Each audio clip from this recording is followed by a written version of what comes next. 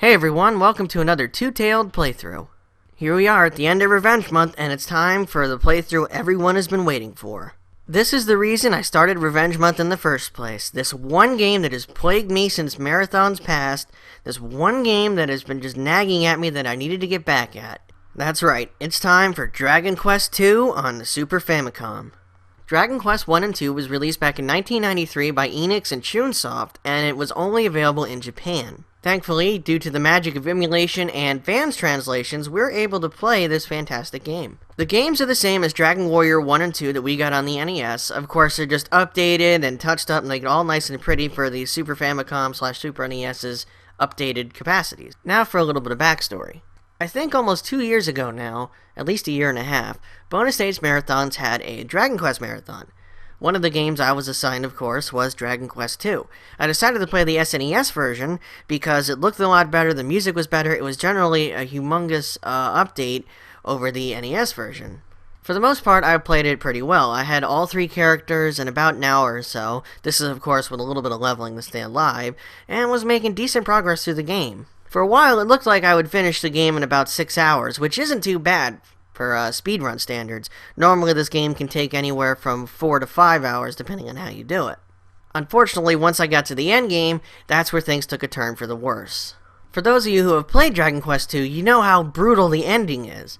I was underleveled, underprepared, of course it was a speedrun, so I was trying to get through it as fast as I could, and I just got my butt handed to me by pretty much everything. I did more leveling than I should have. I don't remember what my final levels were, but just getting through Hargon's castle, Hargon, Malroth, whatever you want to call him, getting through his end castle, his three guardians, they slaughtered me, especially the third one. And then when we finally got through them, I couldn't beat the final boss. It was a complete disaster, complete fail-fest. Deaths all over the place. Had to revive a million times, it was a complete embarrassment. Long story short, the end time, I think it took over 12 hours in order to finish the game. The end time was like 12 and a half hours or something, I don't remember the exact time. But it was not pretty. So due to that, this game became a sort of running joke meme, if you want, with Tailz that, like, whenever I play a game, it's like, oh no, it's gonna be another Dragon Quest II.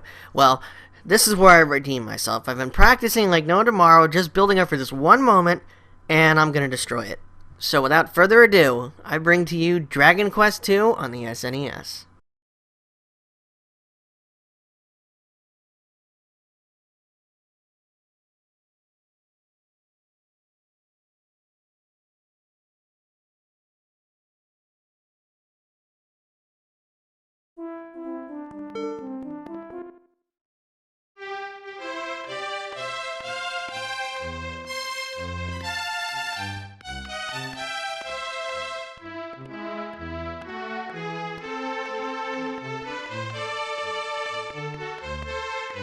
As invigorating as this theme is, as just completely awesome as it is, this game, those words have haunted me ever since that night.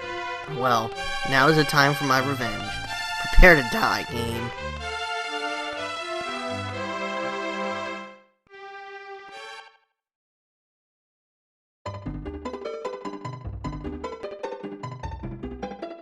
Beginning a new adventure, of course, let's enter the old name. Remember it well, game. Remember it well.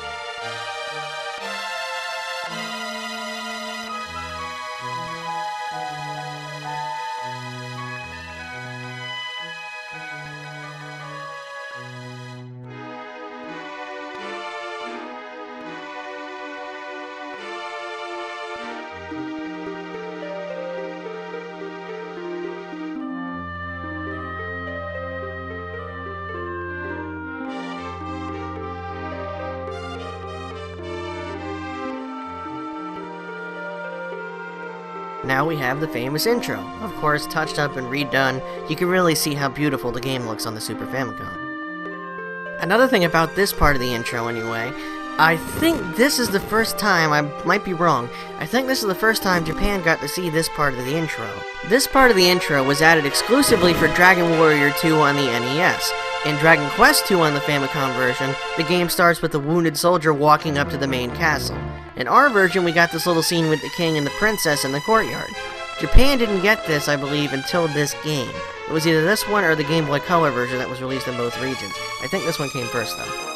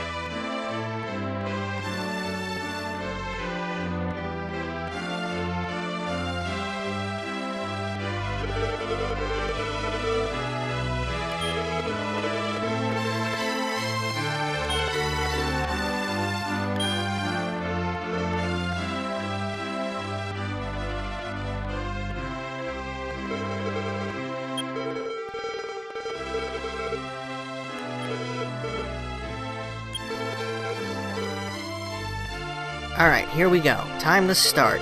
Now for this part of the game, I'm actually going to do it like a true speed run. I'm going to run from everything. I have a new strategy. I'm rushing right to the first town, and hopefully I'll make it there alive.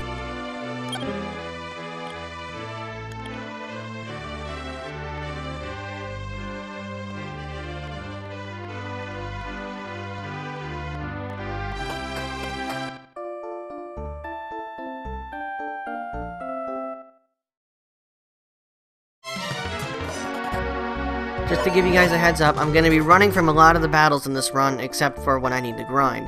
There's really no need to fight them, as with a true speed run, you gotta get through it as fast as possible. So here's hoping I'll get a lot of favorable runs.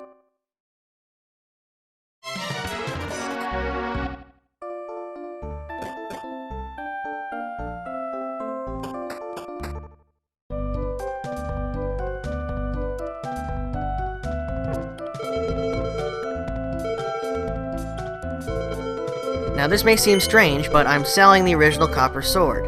Why? Well, like I said, I have a new strategy, and it involves the manipulation of lottery tickets.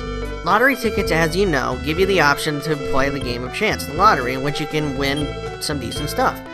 Now, no, I'm not hoarding a ton of tickets so I can have a bunch of chances at the lottery. That would be fun, though. But I'm actually hoarding them and selling them because lottery tickets, when you sell them, are worth 53 gold. Now, that's not a whole lot, but in the beginning of the game, it's pretty good. Now here I have to do a big shout out, a big humongous thank you to all the amazing people at the Radical Streamers Steam Stream Group. They're a group of people, they each have their own Justin TV, Twitch TV site, and they're constantly streaming, playing video games. It's just what they do, and if it wasn't for them, this run wouldn't be possible. To elaborate on that, Red Scarlet, a member of the group, you know her, she's been over at SDA, she had the record on Super Metroid Speedrun, she also goes by Boletta, she's in our chat sometimes at bonus stage, she follows us around, she's pretty cool. She sent me a link to a guy who does real-time attacks RTAs of Dragon Quest games. He's Japanese, of course, and she sent me a link to his Twitch TV account. So, of course, I'm watching him play the game, I'm getting ideas, and then he comes to this town and he starts doing what I'm doing, and all of a sudden I just notice he keeps getting lottery tickets. So I'm thinking just what the heck is going on? Well, she does a little research and finds a chart that pretty much tells us that the way lotto tickets work in this game, it's not random. If after you buy something, if your gold is equal to a number on this chart, not sure how these numbers are determined, I think we actually came out to find it was a hexadecimal thing or something. It was multiples of 16, I think. But if after buying something, your gold was one of those numbers, then you would be given a lotto ticket. So I started thinking of ways I can incorporate this in my run, maybe take it a step further, do it differently, whatever. So she took me into a group chat where I got to meet all the awesome people at Radical Streamers, and they were able to come up with a pattern, a loop, a continuous loop, to where I could keep getting lottery tickets and then store them in the storage NPC who was conveniently located right next to me. She's the lady on top of me. I think you saw me talk to her a couple of times to deposit tickets, and then get back to the number of gold I started with.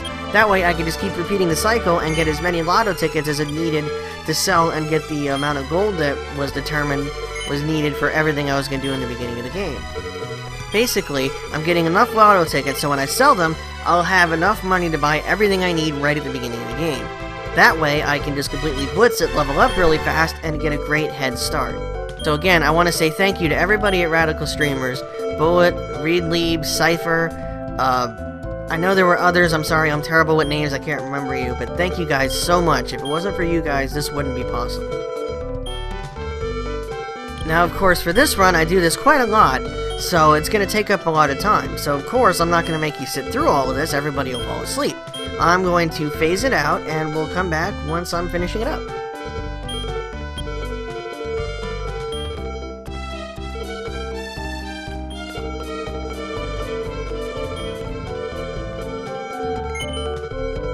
Okay, just about done. I had to get 100 lotto tickets and then sell all of them. So it took time to, of course, get the lotto tickets, and then I had to retrieve each one. I could only retrieve about 9 or 10 at a time, and then sell them. That gave me a total, as you can see there, of 5,467 gold. Now, I just deposited 5,000 gold because I'm going to be using death as a shortcut here in a moment, and I don't want to lose that gold. The 467 is extra. I'm going to buy a leather shield because I need all the defense I can get to do what I'm about to do. I also purchased a chainmail off screen. I did that before I started going for 5,000. So now with that equipped, I've got the best defense I can get. The next stop, of course, is going to Cannock Castle. Gotta talk to the king there in order for him to tell us blah blah blah, you just missed my son, he went to the Spring of Bravery, blah blah blah.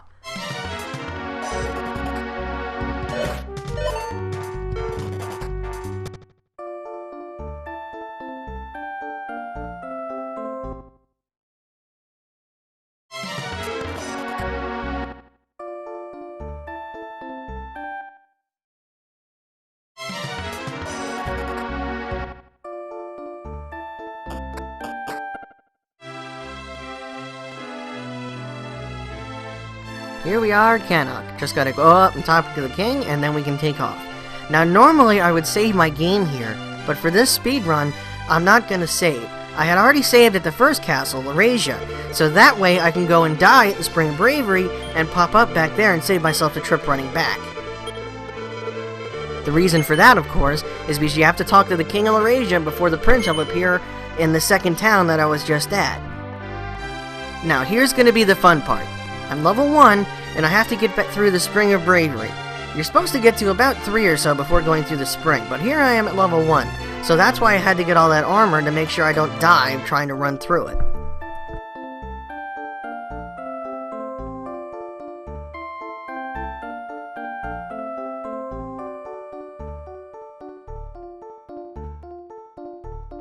The spring is, of course, at the northeast center of the continent, past this little bridge here.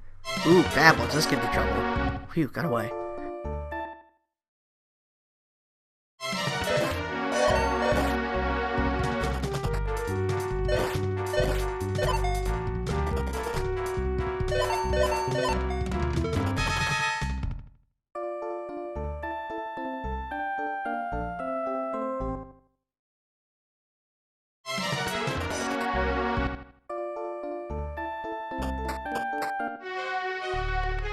Okay, I'm in the spring and I got about 20 HP. That should buy me a hit or two if I don't run from a fight.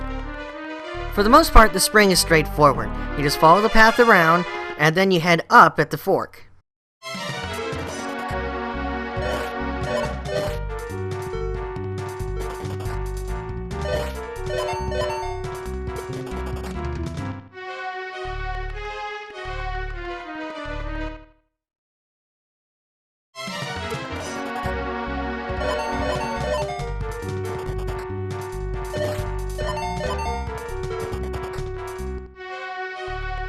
After heading up, bypass the first room you come to and just keep going up.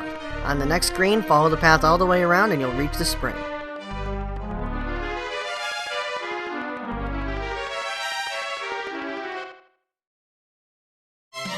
And here's what I did not want to run into. Whew, managed to get away from him.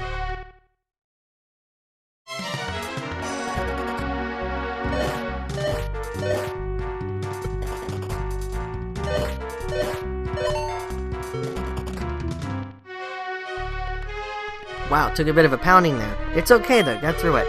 Now once we talk to the guy, we of course have to tell him we're looking for the prince, and he'll tell us he's not here. He also gives us a free heal. Naturally, the prince is going back to Laurasia Castle where we started from. So now what I'm going to do is unequip my armor so I have a whopping 2 defense. Now I just need to get into a fight. There we go. Ooh, this will work fine. And now die.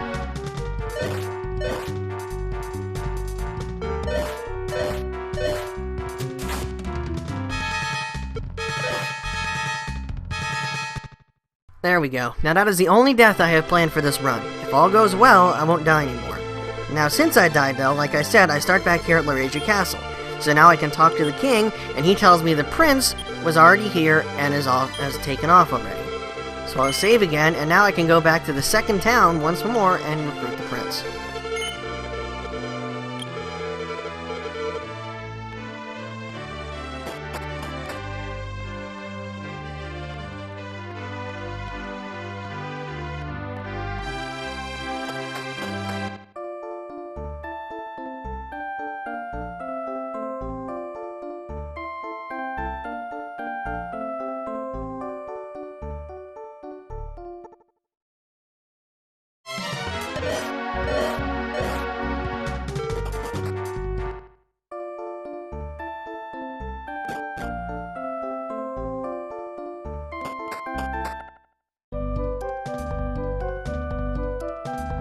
Here we are. In the NES version, this town was called Leftwind. I think it still has the same name.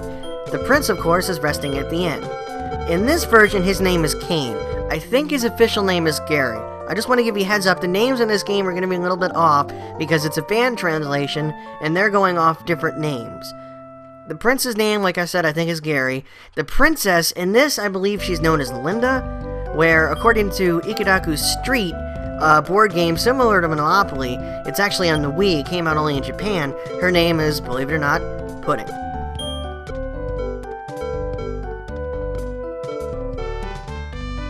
I also re-equipped my armor and gave the prince a leather shield. That gives him some much needed defense. Next, I'm coming over here and I'm picking up a wing of the Chimera. I'm going to try and keep a Chimera wing in my inventory at all times, because that returns me to the last place I saved at. Unintentional this time, I swear. I got another lottery ticket. I am, however, going to go upstairs here in the weapon shop and grab another lottery ticket. Every little bit helps. Move, lady! I need the rob from you. Thank you.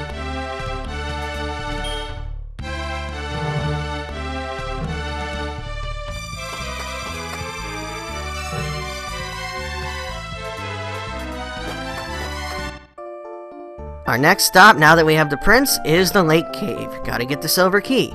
Now this is going to be really fun because you're not supposed to enter this cave until you're at least level 5. I am doing it with both characters at level 1. Before that, however, I'm just running in here to save. That way, after I get the silver key, I can warp right back here via the Chimera Wing and then head straight down to Hamline. Now, one thing about the Chimera Wings, as great as they are, they don't work in caves. That's why I had to die in the Spring of Bravery.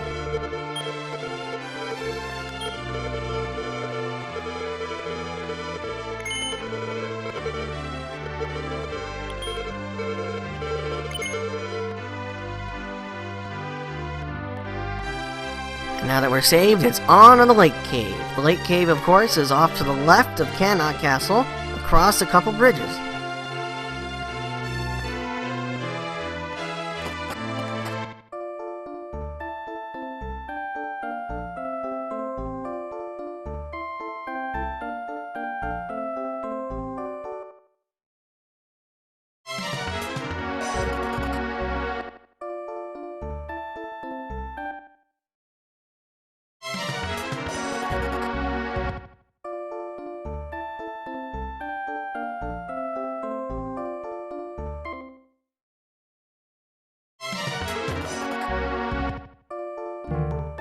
Getting some nice runs here. Hopefully that luck continues.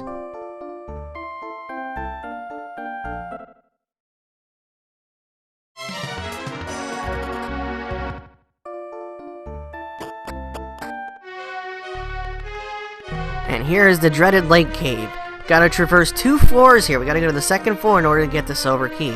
Can ignore most of the chests, as some are gold and some do have medical herbs, but with the prince I can actually heal. I can get off 2 heals with him, and if need be I'll pick up an herb. Hopefully I won't have to do that. Thankfully the Lake Cave is just as straightforward as the Spring of Bravery. Uh-oh, a lollyhoot, yeah. Here's another instance of name change. This is normally a magic ant, but for whatever reason the translators here called it a lollyhoot ant. I'm not really sure why. Anyway. For the Lake Cave, as soon as you enter it, head left, and then once you can go south, you go south, and then take the first left. Continue following that all the way left until you can go south again, then just go straight south. Here, go south as soon as you can, and then go to the right. Take that all the way south, and you'll find the key.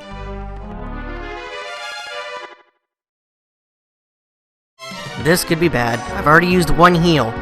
Oh crud, naturally they're gonna wail on me. Here we go. Thankfully, they got 2 bodies to aim at here, so I only need 1 of them to survive. Come on. Alright, got out of that. Key should be right down here. Yep, here it is. Now, with the key in tow, it's time to hightail it out of here and get back to Cannock. The fun part's going to be getting out of here alive. Honestly, now that I think about it, it might be faster to die, but then you'd have to revive the prince, and I don't want to do that, so I'm just going to try and run it.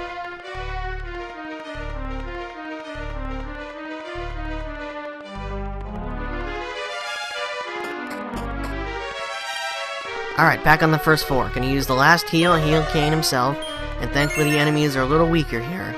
Only a short stretch to go. Hey, a heal slime! Too bad it can't heal me.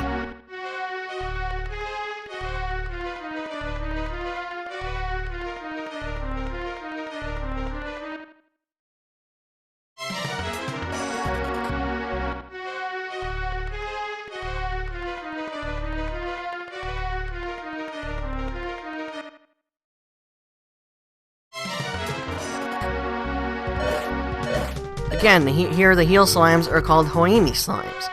I don't understand, but they're heal slimes.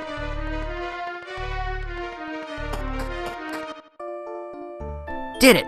Let's use that Wyvern Wing and get out of here. Alright, made it back to Cannock. First thing I'm gonna do, buy another Chimera Wing. And after that, I'm gonna take a much needed stop at the end.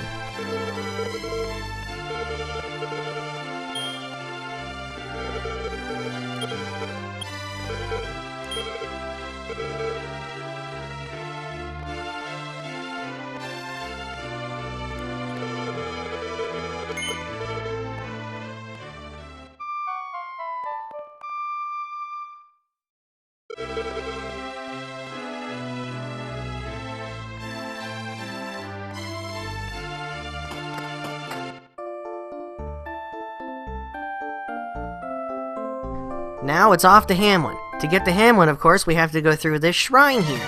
The shrine takes us across the water to the new continent. Now, Hamline, the monsters are crazy strong. You're supposed to get there around level 6 or so. Here again, I'm doing it at level 1, so it's going to be a really fun trek.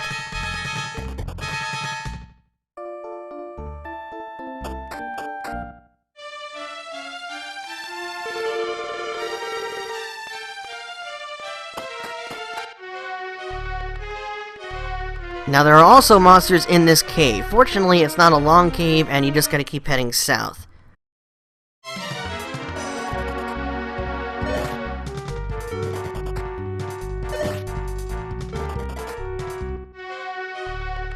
Jeez, I can't take too much damage. I'm not even at the hard enemies yet. Come on, almost out. Almost out. And stupid specters. Run, run, run! Oh, naturally. Jeez, I'm just getting wailed on. Come on, run, run, run! Doggone it. Can't die here. There we go. And now I gotta heal. Using one of Kane's precious heals. Wonderful. Well, might as well use them both. Gotta heal Kane too. He's only got 8 health. So that's it. I'm not even out of the cave yet, and I have no healing magic. This is gonna be fun. Alright, to get to Hamline, we gotta head straight south. I'm gonna try to avoid the bushes here as much as possible, as the encounter rate is higher in there than it is on the grassland. And of course, I'm gonna stay out of the foothills.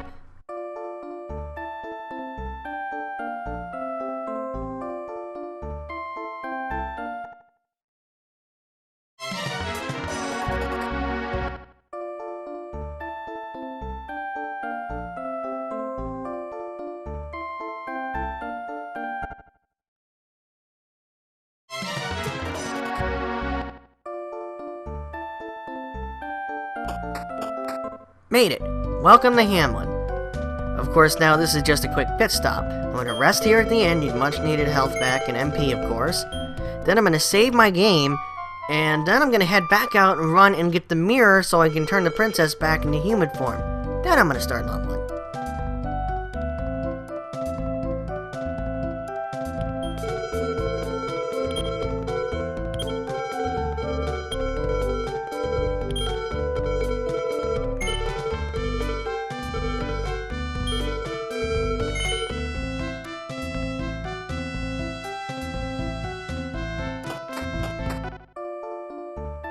Now, the Laramir, this is going to be a really fun trek because the enemies are nuts. But the Laramir, thankfully, is not too far away from Hamline. We gotta go south some and then go left, and we're actually going to pass by Moonbrook.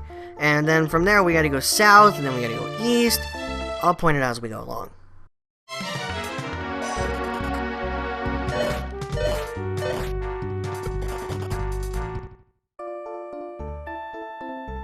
See, there's Moonbrook Castle. Now we're heading east.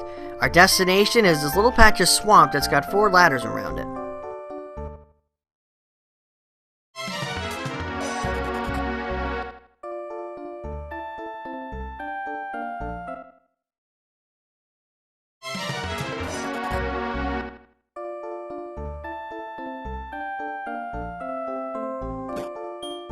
Gotta walk into the swamp and search the upper right corner in order to find the mirror. Now here it's the Mirror of Ra, and the NES version it's the Laramir, call it what you will. I'm gonna use the Wing of the Chimera and go all the way back to Hamline, and now we can rescue the princess.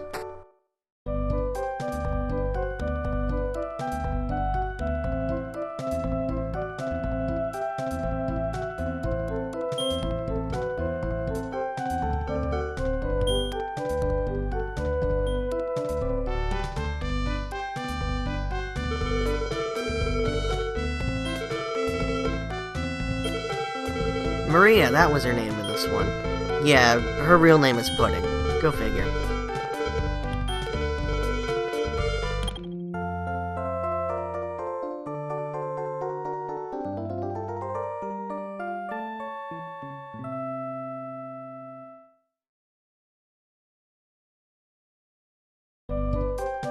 Alright, I have all 3 party members. Everybody's level 1, of course. Now I'm gonna go over here and withdraw my money that I worked so hard getting with all those stupid lottery tickets. Now, the whole reason I got all this money was so I can buy the steel shield, the steel armor, and the best sword for the hero. That alone is going to make the rest of the game a whole lot easier.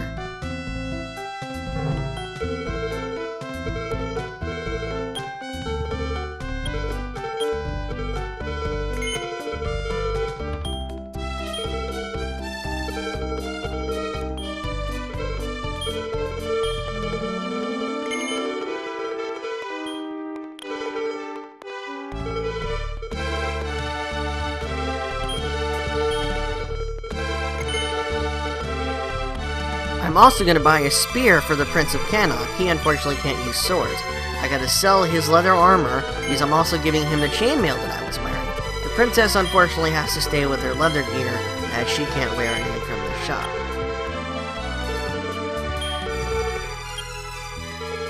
Oddly enough, it worked out where I actually have to sell these lotto tickets to have enough to buy the spear.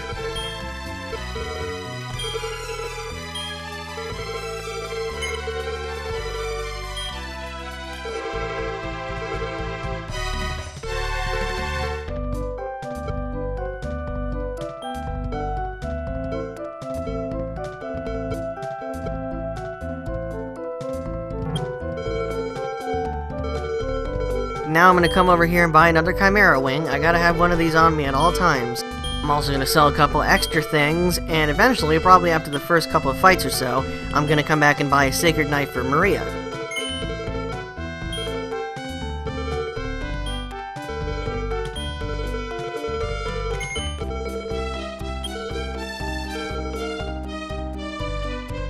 Now with all that done, I can finally start grinding. The levels are going to go really fast since everybody's at level 1. They should all jump to probably close to 5. The hero is going to jump to at least 4 or 5. The prince will jump to probably 3 or 4, and Maria will jump to about 2 or so. Should be interesting.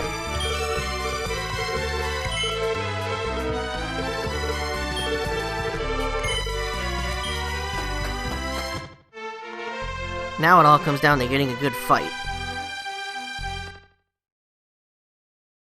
Here we go, this will do nicely.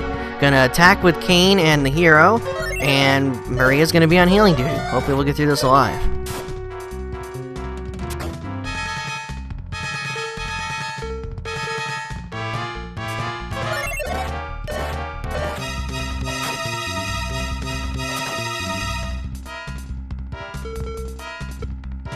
Down to the Baboons, or Mandrills as the game calls them. Mandrill, of course, is Japanese for baboon. If you've played Mega Man X, one of the bosses is Spark Mandrill, Spark Baboon.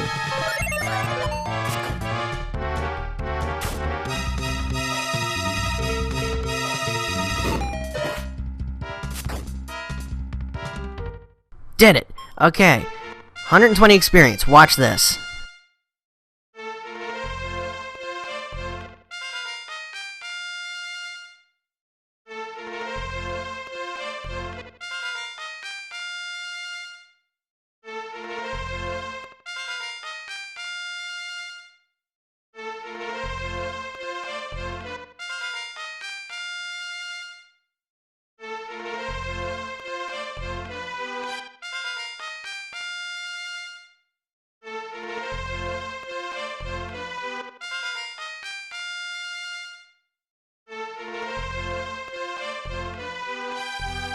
Not bad for one fight, huh?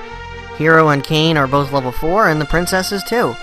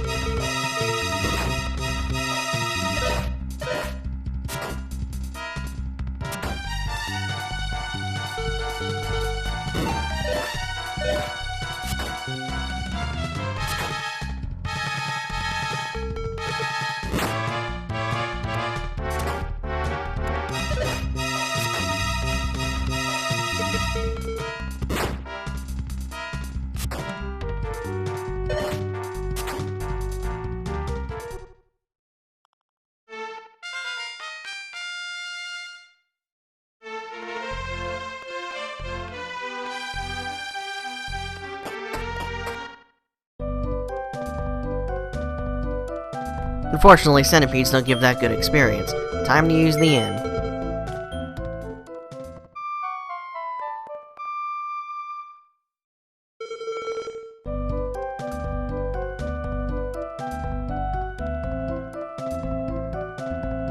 I am now going to buy a Sacred Knife for the princess to make her puny attack a little less puny. It's not going to be that great still, but it's better than what it was.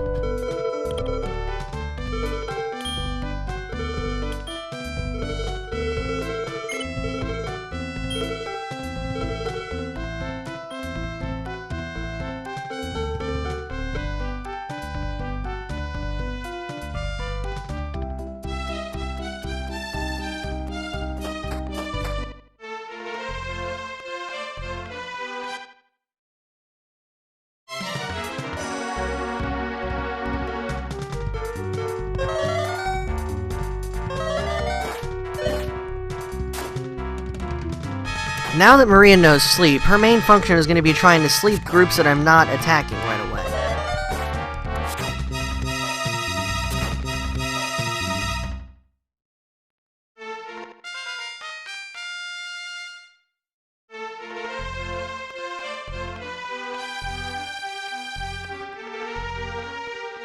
I'm leaving the grinding enemies, like I said, it goes pretty quick and it's fun to see how fast they gain levels. I'm only going to go to about 7 or so.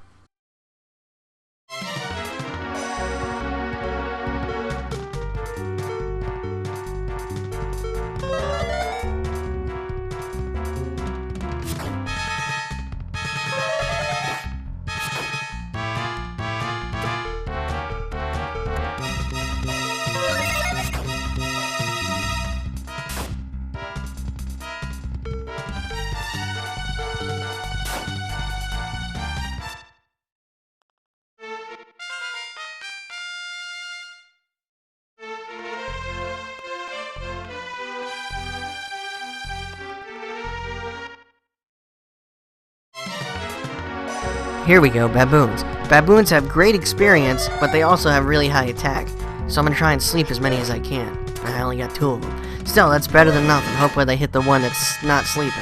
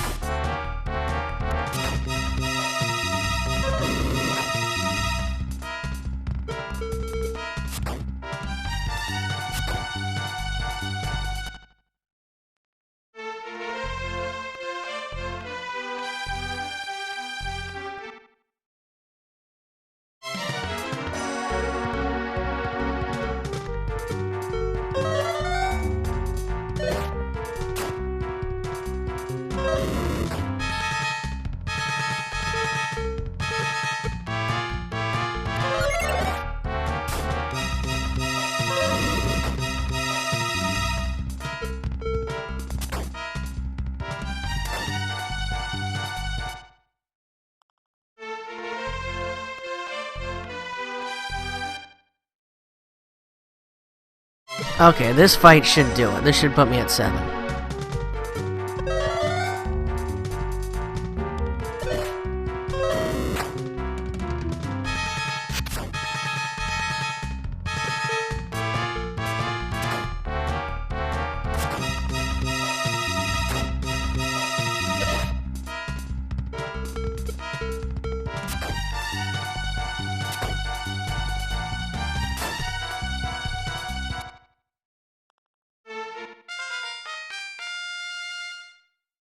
Yep, there we go, level 7. Wow, nice strength up.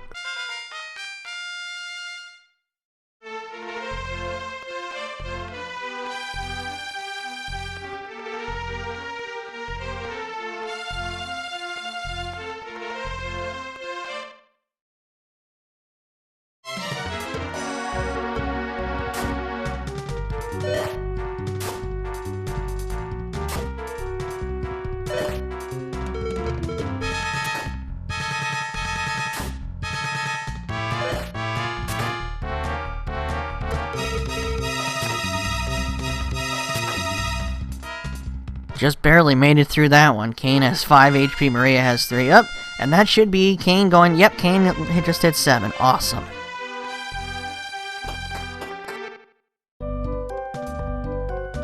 Okay, time to go heal.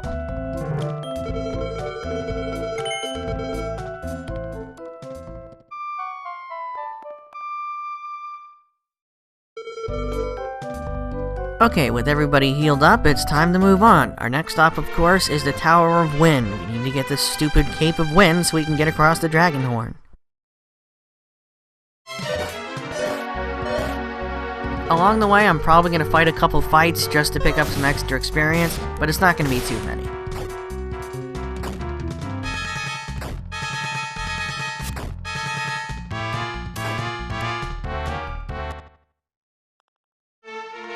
Of course, to get to the Tower of Wind, we gotta go not across this bridge, but north away from Hamline, around the outside of this mountain range here on the right. We're gonna follow the coastline and work our way south.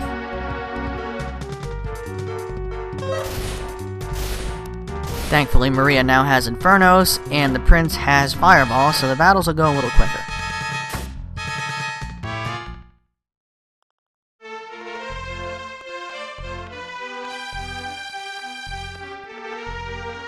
Now once we get around the mountains, we gotta go south along the coast here.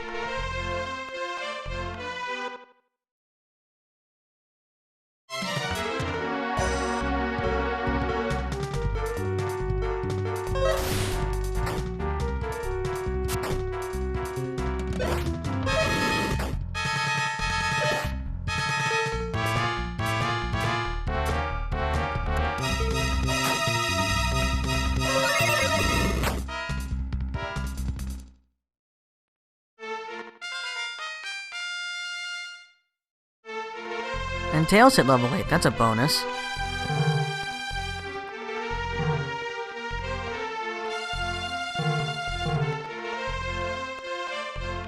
Alright, so now we're gonna go across the first bridge and work our way south some more. Now here we have a Tahoe Draki. Of course, Tahoe Draki, Imagine Draki. I'm not entirely sure what Tahoe means.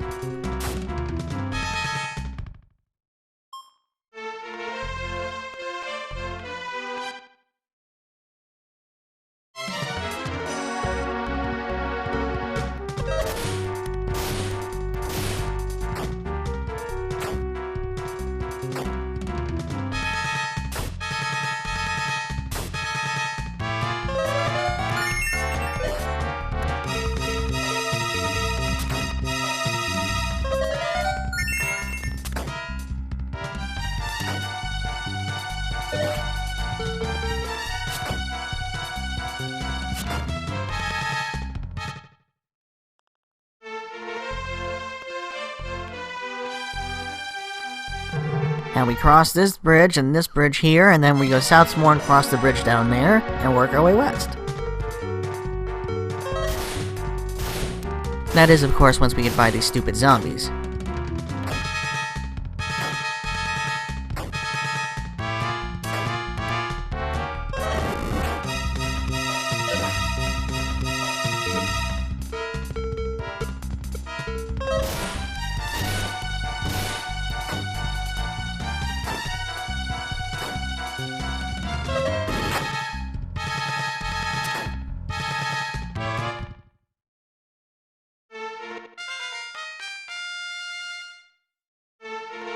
Good, Kane leveled up. Ooh, nice strength. And stop spell, awesome. Hey, Maria got a level 2. Beautiful. Level 5.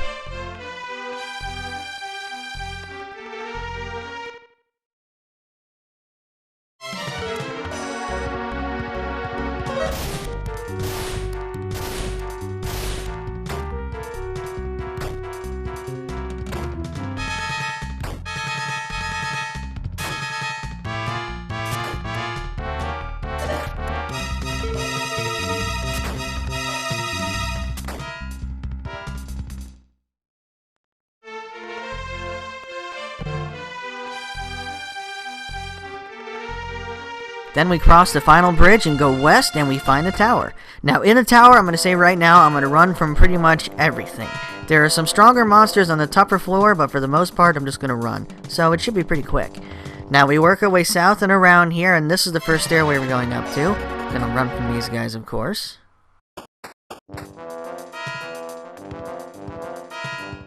After that, we just keep going left here to the next set of stairs. Then we can continue on by going south. Gonna run from another fight here.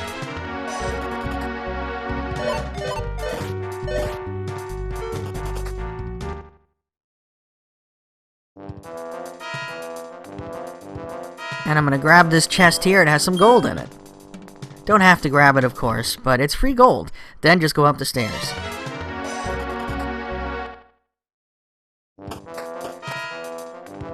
Now here, just take the first staircase you come to, and then follow the straightforward path to get to the cape.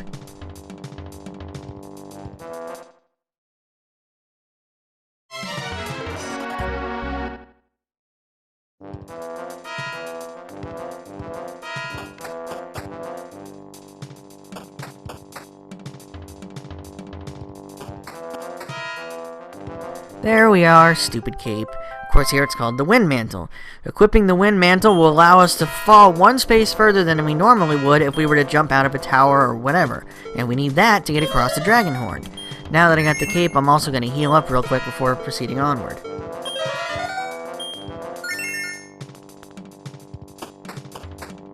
Now, I could technically leave the tower right now using a Wing of the Chimera, but there's something else I want to grab here. Gotta go all the way back to that first staircase that set us on the straightforward path. I'm actually going to fight this one since Inferno should kill them all in one hit. Whatever is left over, Kane will take out.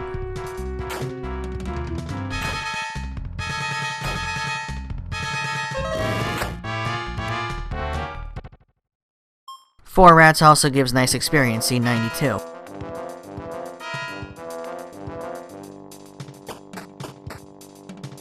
Now that we're back here, we can go around to the right and up this next staircase, which leads us on another path that'll get us to what I'm trying to get to.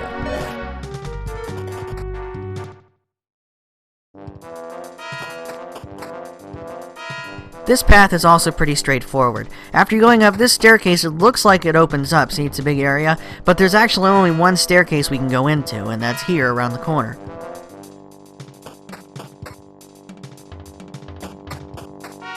Going up that staircase will then lead us to another staircase, which will then lead us to the Prayer Ring.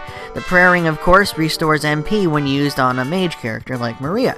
So now that I have that, I'm going to use the Wing of the Chimera and go right back to Hamline and heal up and proceed onward.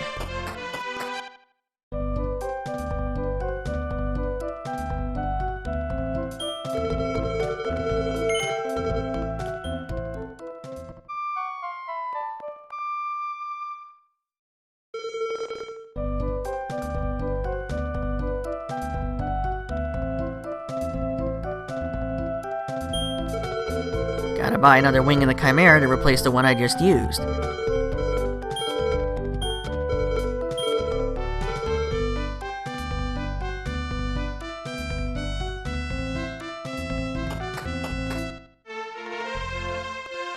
Now that we have the Wind Mantle, we can go to Dragonhorn Tower.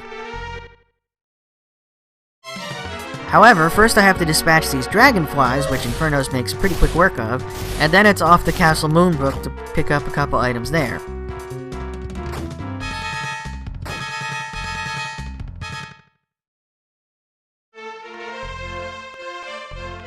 Wow, I can't get away from the lottery tickets.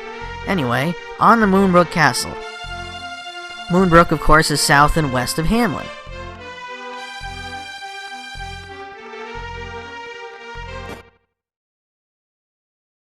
Wow, look at this rowdy bunch. I'm gonna run.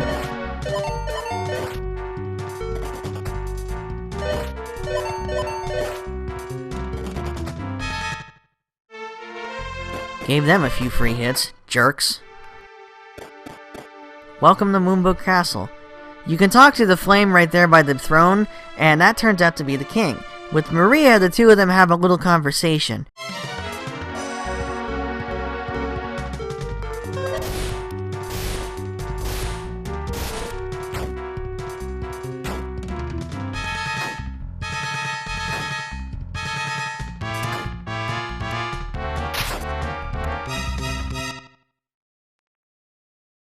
The chests you find are going to be empty, so don't worry about opening them.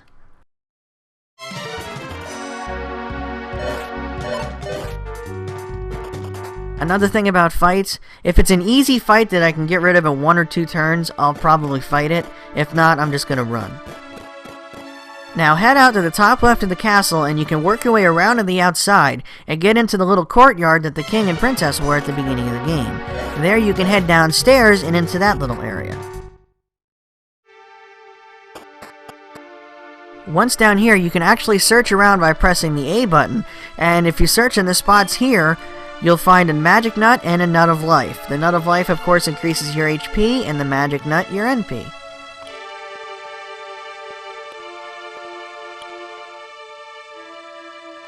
Now that we got those seeds, we can leave the castle.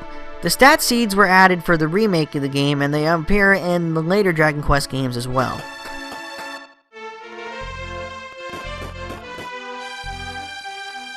Now we're going to continue for the Dragonhorn.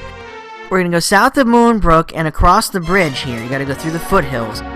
That's going to lead us to a small desert island, which we're going to cross to the west and enter a shrine. That's going to lead us across to the next continent, and we're going to work our way from there north to the Dragonhorn.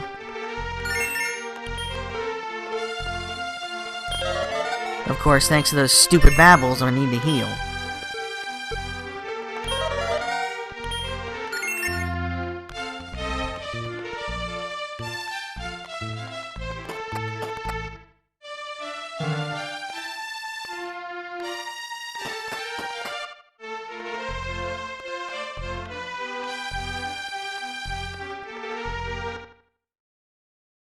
The monsters here really aren't much tougher than anything we fought before, just some man-eating plants and giant rats and that sort of thing. For the most part, I'm gonna run.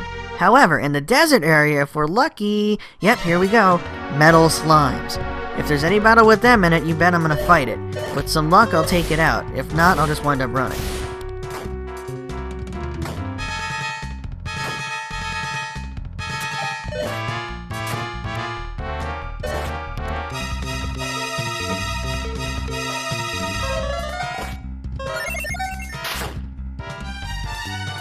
Alright, I got it.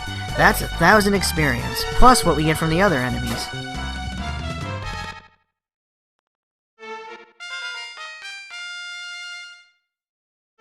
Level 9. Probably gonna get a couple levels out of this.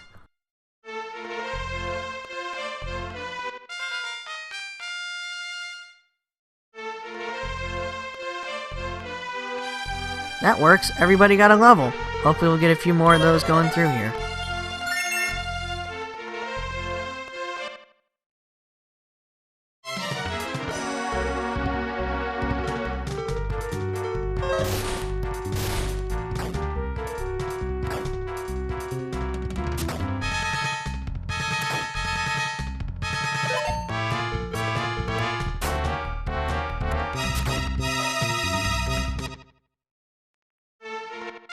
I fought the centipedes because they're easy and give 100 experience. Hey, Tailz hit level 10, alright.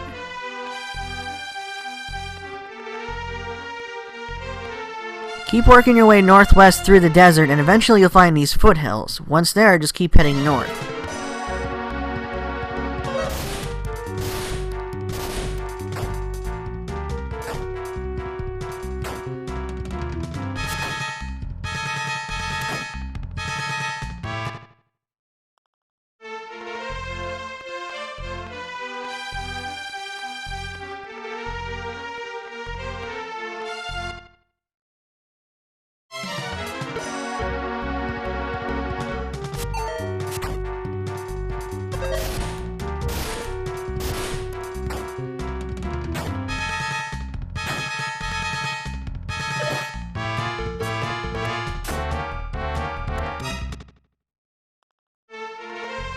We're almost there, it's just up ahead. I'm gonna take this time to heal real quick.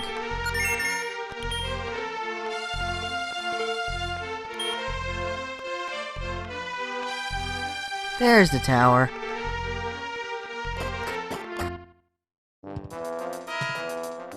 Now the tower is very straightforward. You just go up and around 5 times.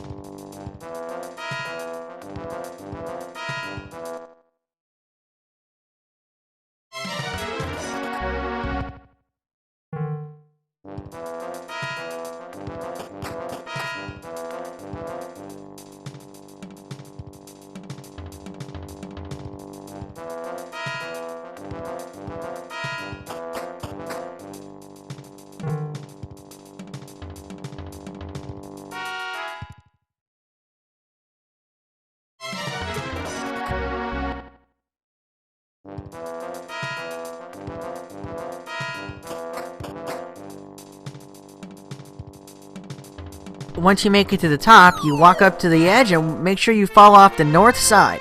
That'll have you pop on the other side of the river. Now since I'm here, I'm heading into the North Tower, and on the 3rd floor, if you search around, you can find a Dew's Yarn. I'm not sure if that's the original name, but in this it's called the Dew's Yarn. That, of course, is used later to make a nice armor for Kane and Maria.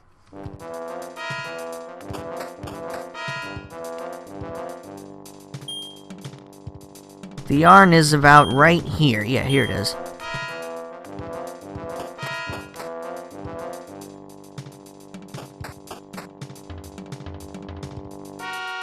Now we leave and head east-northeast to the next town.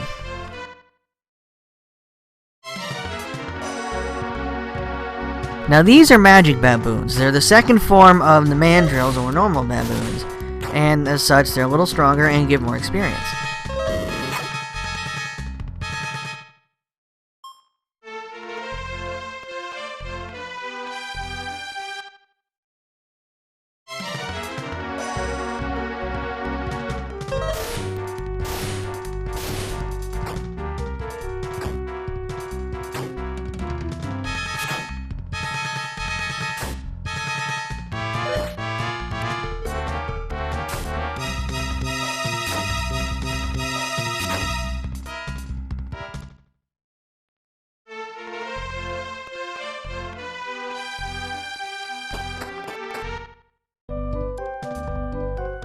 I believe this town is called Leonport. Our main purpose here is to get the ship. This is one of the few towns you can actually save your game at. You have to talk to the guy beneath the priest who just heals you of poison or curses or anything like that.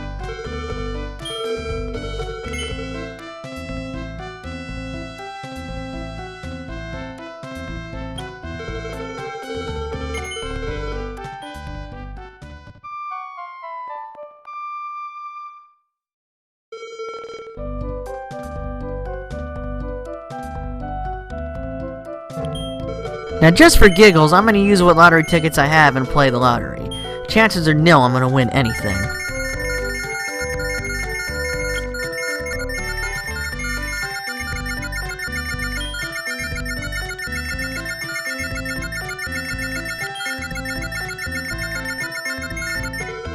Yeah, that's about right. Take 2.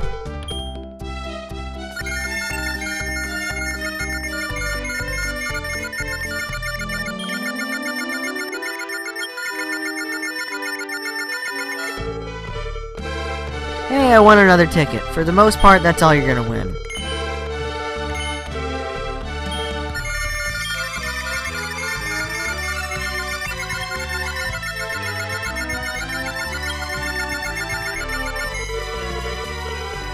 There's another ticket.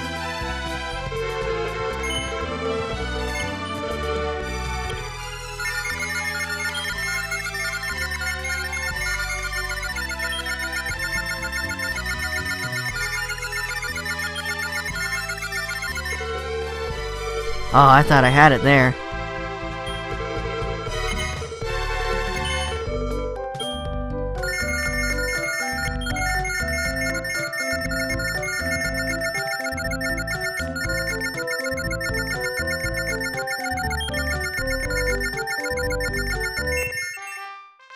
Holy moly, that did not just happen.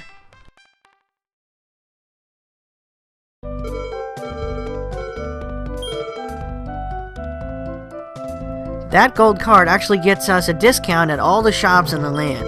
I think it's like 15%. Here we can actually buy a better armor for both the prince and the princess, so I'm going to do that.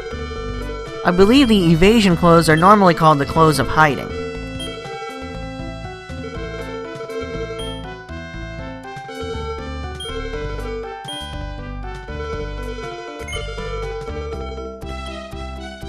And with the gold card, that gets us a discount of 312 gold. Not too shabby. Now to sell off Kane's old chainmail to free up some inventory space. Also going to sell Maria's plain clothes.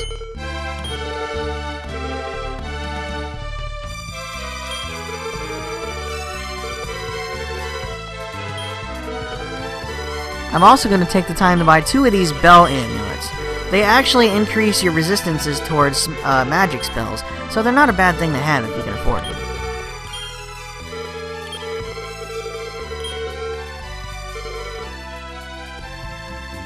With the shopping done, we can head over here and talk to this girl who's being harassed by monsters. No. No, don't eat us, please, no. Yeah, just die.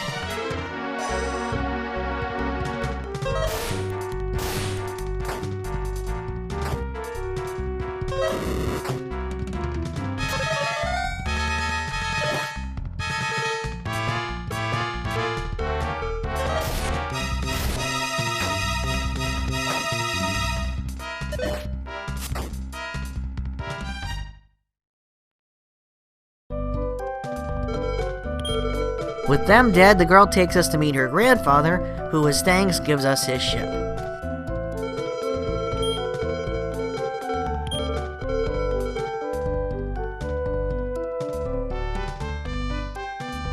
However, if you head over to where she was being held and search the top left corner, you can find a strength seed.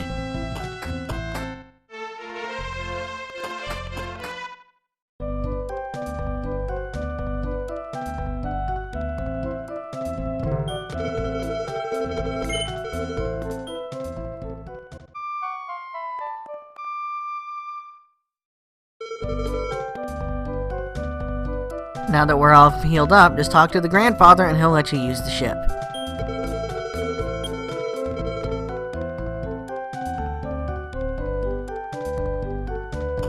Now heading south will take you to a little area where you can talk to a guy who will tell you about some treasure he lost. If you find the treasure, he'll give you the Echo Flute. The Echo Flute, of course, would let you know when there's a seal around. The seals, of course, we're going to have to find later. But it's not necessary.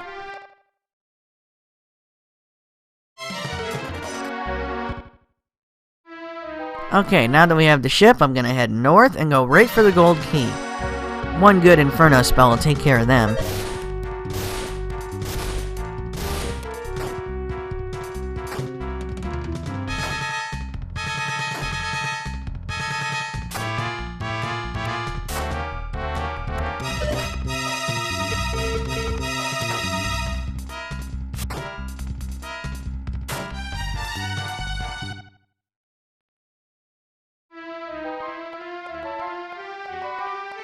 Alright, working around this continent here, once you get to the top area, if you go north, eventually you'll run right into the town where the gold key is.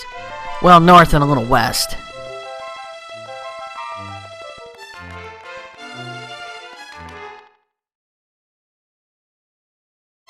Hey, a Hawkman. Those guys are actually pretty tough. They can deal a decent amount of damage.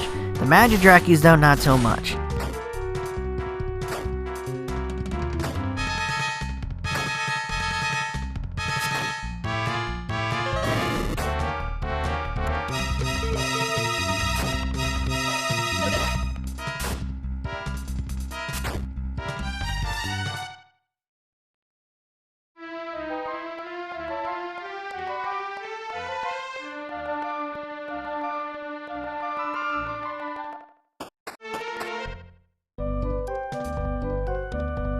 Now here we are at this quaint little fishing town. If you walk up and go between these two buildings here, the dog will actually take you over to the tree, or rather the spot, and show you where the key is. However, you can go around the back of it and get the key without ever talking to the dog. Just a little time saver for people trying to speedrun. Now that we have the gold key, gonna head into this shrine here, and this is actually gonna take us back to Mindenhall.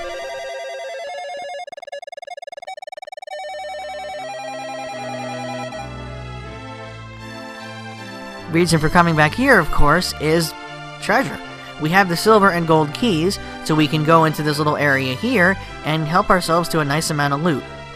The main object being the hero token, the token of Roto. That'll let us get Roto's helmet.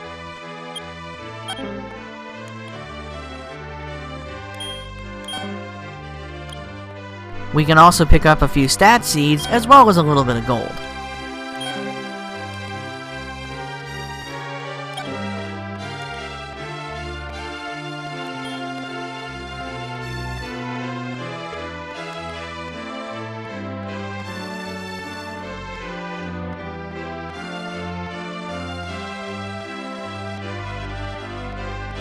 Next, I'm going to go up here and talk to the king and save my game.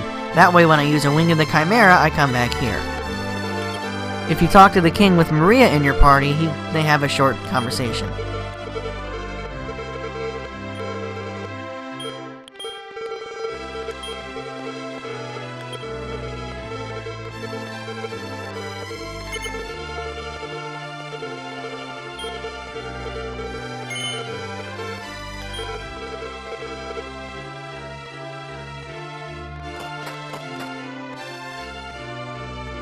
With that out of the way, we can go back through the Traveler's Gate and proceed onward.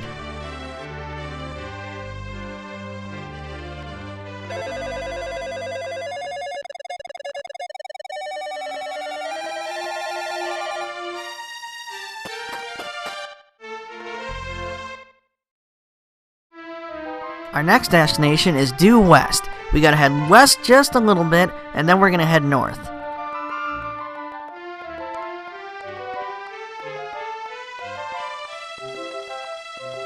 Hey look, it's the Yggdrasil tree. That tree is everywhere. If you see the tree, then you know you've gone far enough west, so start heading north. Our destination is actually east of the tree, but the tree stands as a good marker for where we are. Enter the shrine on the little island and take the right door.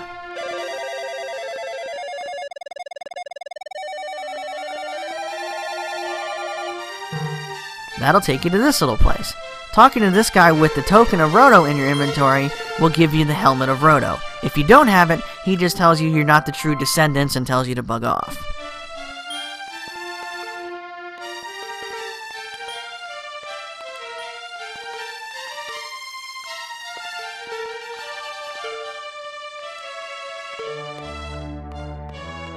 Now I have to do a little inventory management. Got full up already. I'm going to use all the seeds I haven't used yet.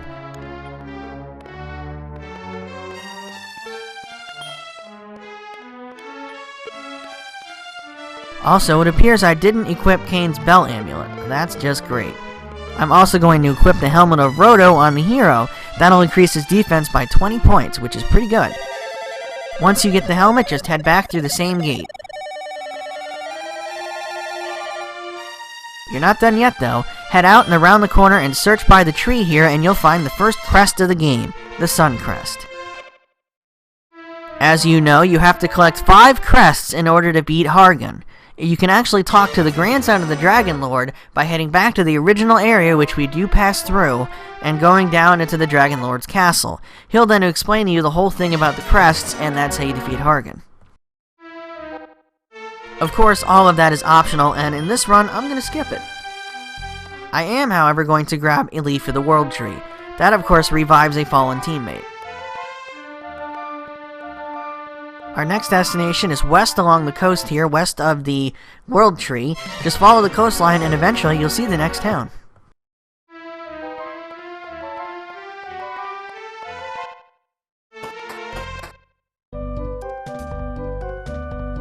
The town is completely underground and locked up behind a gold door, so if you don't have the gold key, you can't enter. Once inside, we're going to go over and talk to this guy once he gets back to his counter. We're then going to select the empty spot here in his inventory. You see it's the 3rd slot down, and it's going to cost 2,000 gold, but with our discount we can get it a little cheaper. What did we just buy? We just bought the jailer key. That lets us open any barred door. And of course, apparently I didn't equip Maria's Bell Amulet either. Jeez, I'm good.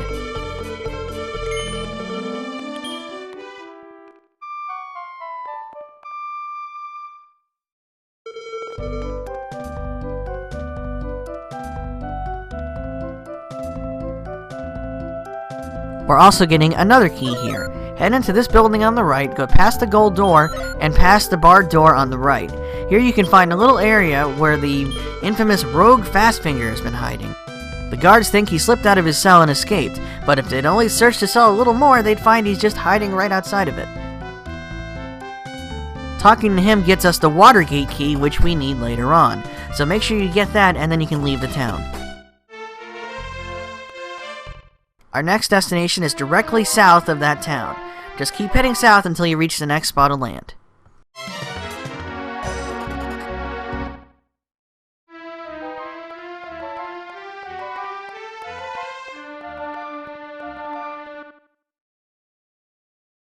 This should get some nice experience.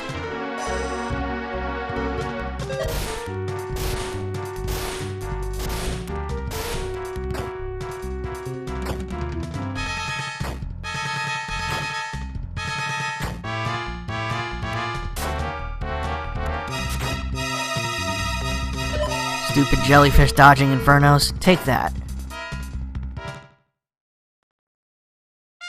161 experience, and someone leveled up. Tailz leveled up. Yay!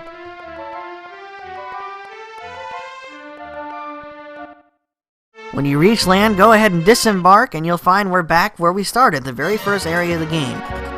We're going back to Cannock because there's a gold door there. Behind that gold door is the shield of Roto, the best shield in the game.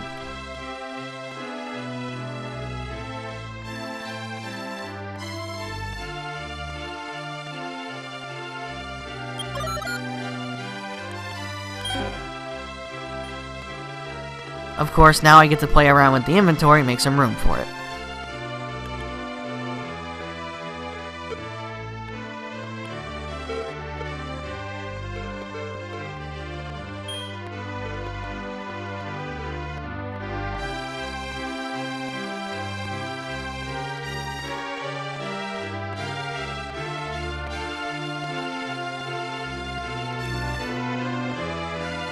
Equipping the Shield of Roto increases his defense by another 20 points. He's got 90 defense now. He's a walking tank. Now I can go ahead and sell his other one and get some nice money.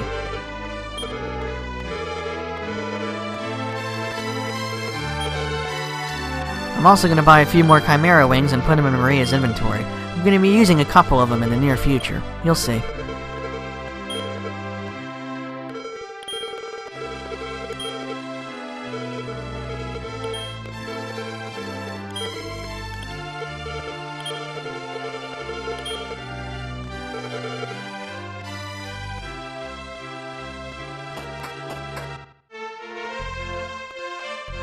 Now we're going to head back to the ship, and then go east.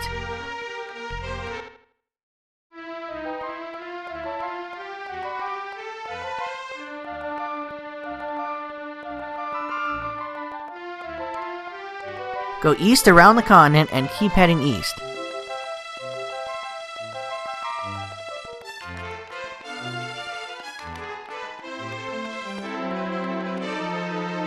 Once you get to this little island here coming up, this one here, where it's got 4 forest spaces on top of 3, you're going to want to start heading north. And here we have a Vampirus. They're another tricky enemy you can fight on the sea. The smokes, they're kind of easy.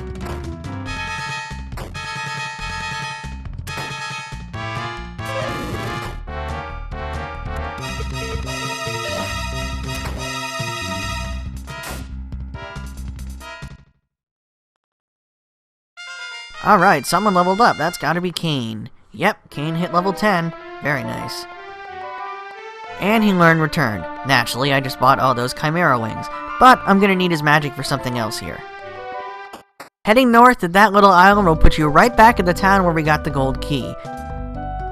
First thing I'm doing is healing up. You see those tiles behind the priestess there? That's where we're going.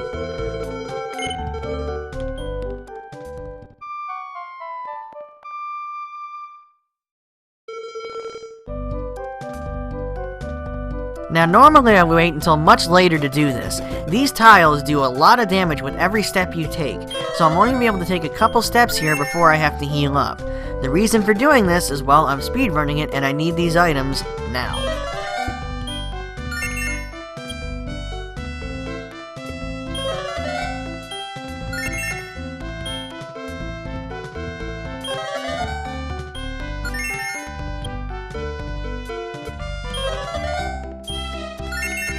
Thankfully, we're in town, so right after this I can heal up again. Just to give you an idea, those 2 steps did 42 damage to Maria. She was at 44 health, and now she's down to 2.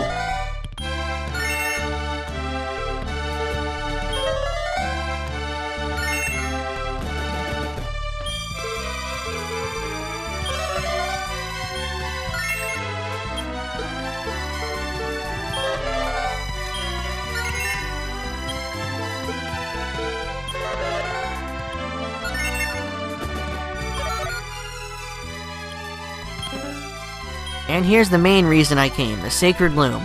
That and the Dew's Yarn will allow a character, an NPC, to make us a magic flying armor, I believe it's called.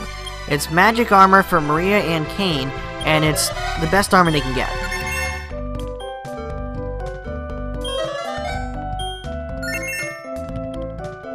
Now technically this next item I don't need to get, but it's another prayer ring, so it's pretty useful to have. Of course, I gotta walk this path of pain here in order to get to it.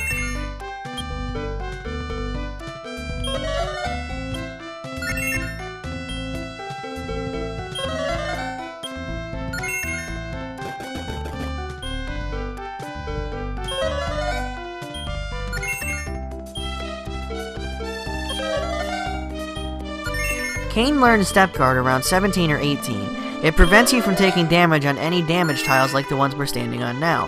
Normally, of course, I would wait until he learned that, but this is a speedrun, so I'm doing things different.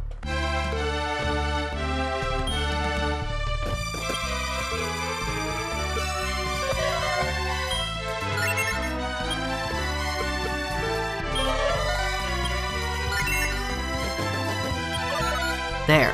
Got this dumb prayer ring. Now I'm going to use a Wing of the Chimera and get out of here.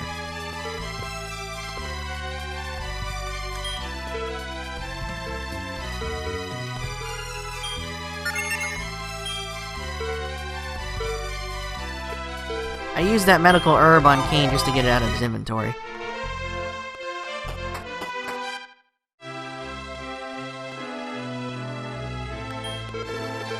Oh god, yes, heal up, that really hurt.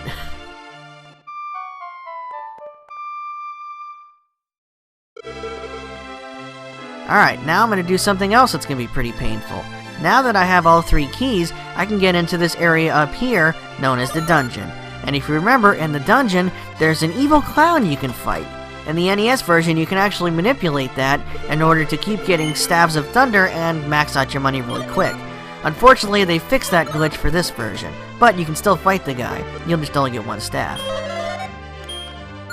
Another thing they did for this version is they made it so it's not actually an evil clown, but the next step up of an evil clown, the next form of him. So this is a really tough fight. It's really risky fighting him this early. But why not? I'm here.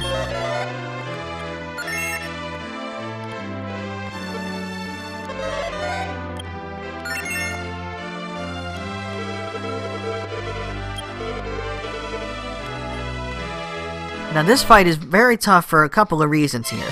One, if he casts Explodette, I'm dead. At my current level, I have nowhere near enough HP to survive Slowdet. I need at least like 65 HP to survive 1 hit. Ooh, terrific move, that works.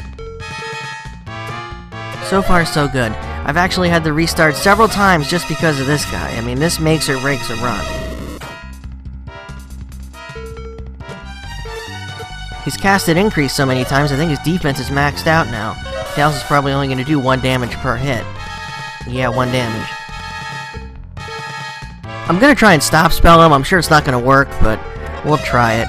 Yeah, you go ahead and defense us. Surround, good, that landed, and that actually worked? Oh my god. That's going to make things tons easier. With his magic sealed, all he can do is physically attack, and he's surrounded so much he should miss a lot. Of course, Tailz is still doing no damage.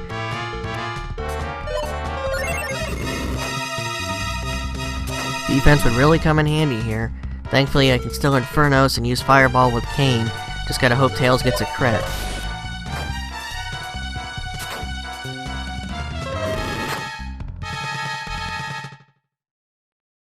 I did it! Oh man, thank god. Wow, look at that experience. Yeah, I knew somebody could get him a level. Good, Maria, you need you to level up. And he drops, of course, he's always going to drop a Staff of Thunder. That Staff of Thunder is not only Maria's best weapon, I'm going to give it to her right now, but it sells for about 19,500 gold. Now in the NES version, you could keep fighting the clown over and over again by way of saving at the king and then reloading after each fight, and the guy would just keep reappearing. So you could just keep killing him and getting so many of those stabs that you can max your money out real quick. Unfortunately, in this version, they fixed it. That's the glitch I was talking about before the fight. With that fun fight out of the way, I used the Chimera Wing to get out of the castle so I don't have to step on those damage tiles anymore. I'm now heading south to the shrine, south of the starting castle, where you can actually go talk to this guy at the beginning, and he tells you need the silver key in order to get across the land, but you have to have the prince to get the key, whatever. There's also a gold door behind him with a travel door. That travel door leads you to Osterfair, where you can get the moon crest.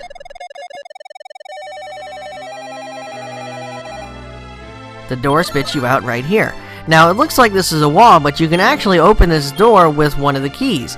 So when you open it, you pop up behind the armor shop, and you can raid the 2 chests here containing a sacred knife and armor of guile, which is very nice armor for the hero. Now I can go back around and enter the town the right way.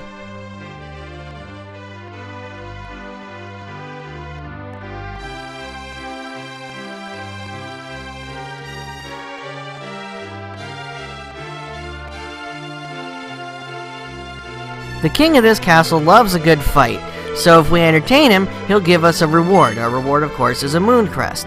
Now, the entertainment, we have to fight a saber-tooth. Boy, doesn't he look nice and friendly. He just wants to give us a hug.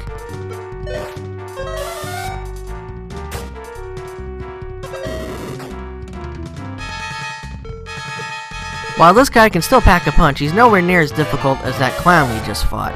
Same tactics, really. Surround him so his physical hits can't hit you, keep your health up, and just keep wailing on him until he drops.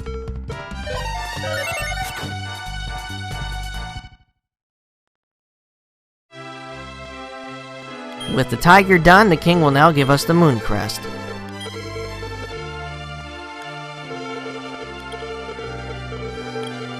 You can also save at this king, since he is a king. So I'm going to do that now for future purposes.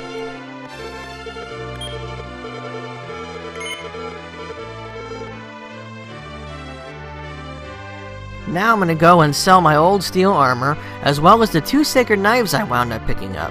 Of course, I gotta wait for this idiot to get out of the way. Thank you.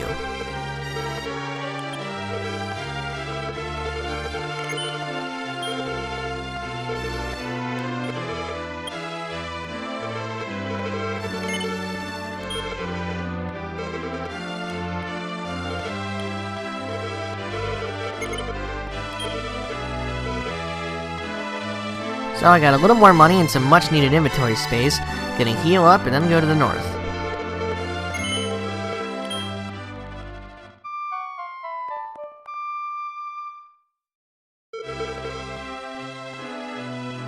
This is another optional thing. You can free this soldier behind this jailer key door. He says we were here some time ago and then congratulates us on finding the jailer's key. He then leaves as soon as you free him. However, right up here at the spot by this lake, you can search and find a strength seed. Not much, but hey, every little bit helps.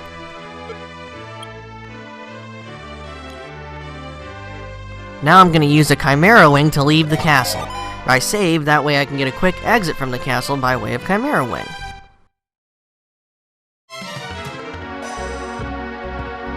Here we have a battle with a couple of trees. I don't know what their original name was. I am going to use the Staff of Thunder as an item, however, as it casts a spell that's similar to the Inferno Spell, and it hits all enemies in a group and does a decent amount of damage. The trees give some decent experience, that's why I'm wailing on him here.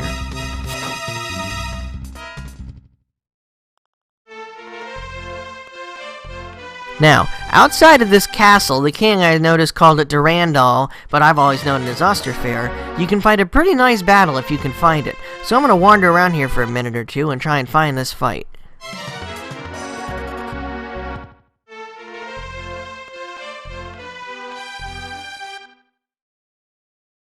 No, not you guys.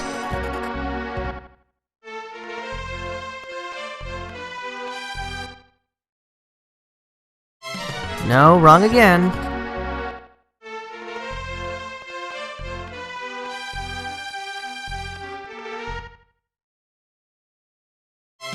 Nope, still wrong. Come on, I know you're around here somewhere. Here we go. This is what I was looking for. Outside of this castle and at a couple other places in the world, you can get into fights like this, where you fight 7 to 8 metal slimes in a row. Of course, most of them are going to run on the first turn. You can still get at least 1 or 2 killed, and that's good 2,000 experience right there. I'm really surprised this many of them stuck around. Usually I get 1 or 2. I've killed 1 so far and I still got 3 more.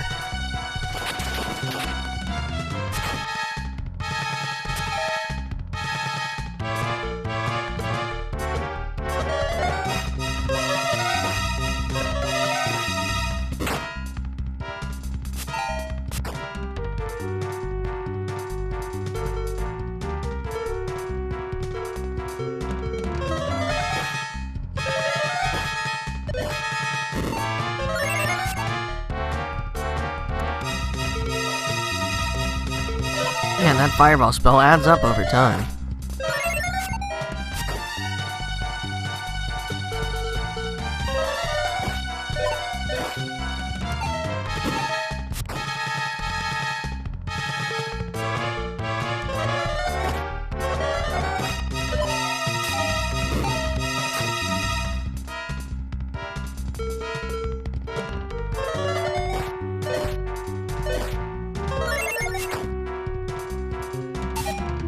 Ooh, got another one. 2 more, come on.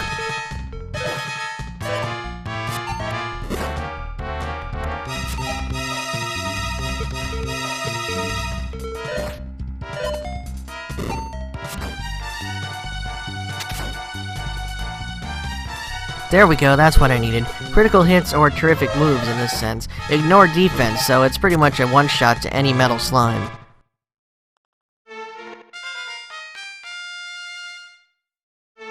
Wow, that was nice. I managed to kill 3 of them. Let's see how many levels I get out of this. That's 2 for Tailz so far.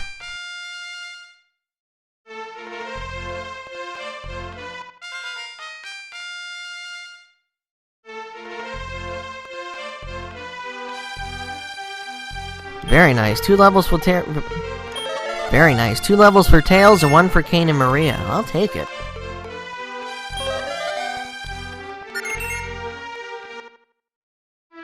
Couple quick heals and away we go.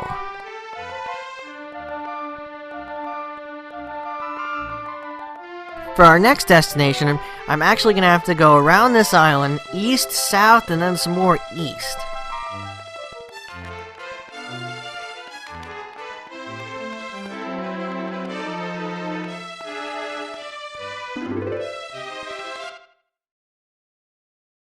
Sea slugs. Let's see how the Staff of Thunder works against them.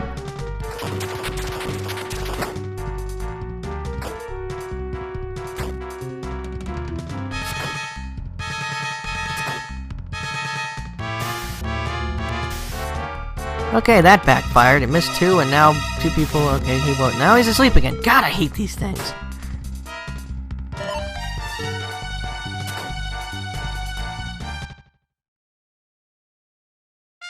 But it was worth 170 experience, and somebody leveled up at Kane. That last fight must have put him close enough to his next level. Kane also learned Outside, which, as the name states, takes you outside of a cave or dungeon. Very useful to have. Now, the landmass I just reached, I'm actually much further north of the town where I bought the jailer key from. I'm gonna slip into this little lake here, and have to dock on these foothills, and then it's gonna be a big trek around to the next town.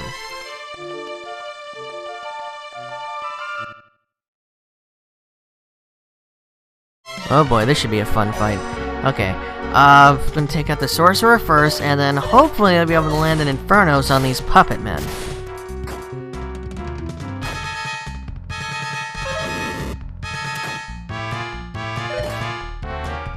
The puppets tend to dodge magic a lot, and they also do a little jig that takes away your MP. That's why I'm trying to get rid of them as fast as I can.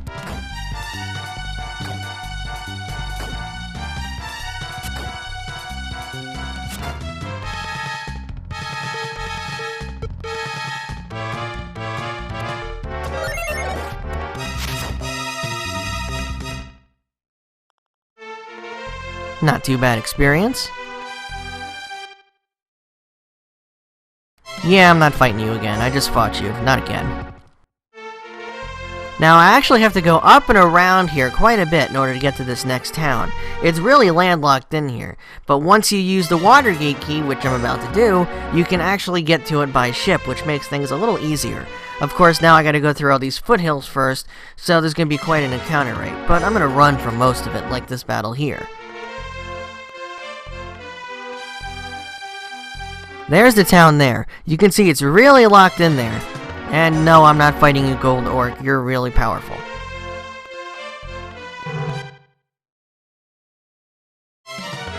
And this time you're with another type of magic baboon. Really don't want to fight that thing. After a long, hard trek, we finally made it to this town. The name I know it by is Ton. I don't know what it was changed to for this version. This town is where we use that Watergate Key that we got from Rogue Fastfinger. Also, if you go into this gold door here, we can give this guy the loom and the Dews yarn, and he'll make us the armor. Now, he tells us to come back another day. Unfortunately, we can't just rest in an inn. We actually have to save the game at a king or priest or whatever, then turn it off and reload the save file, then come back to him and he'll be done.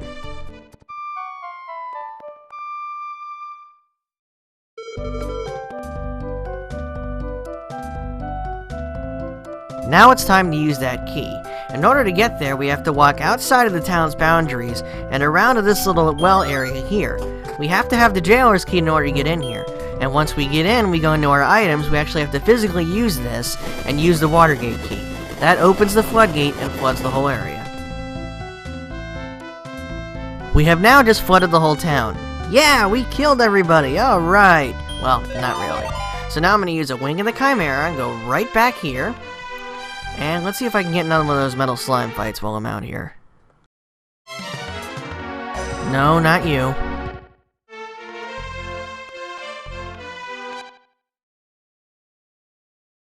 Here we go. Let's see what I can get this time.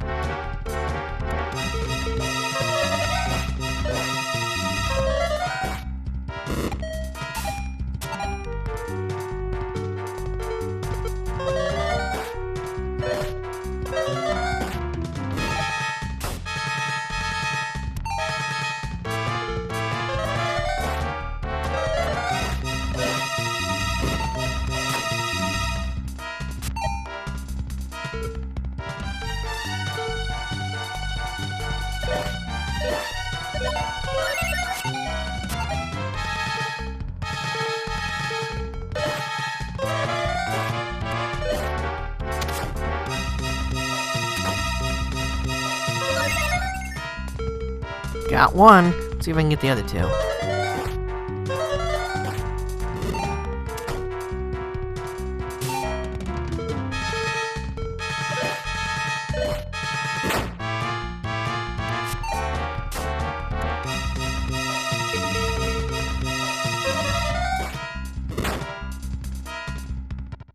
There we go, another 3 metal slimes killed.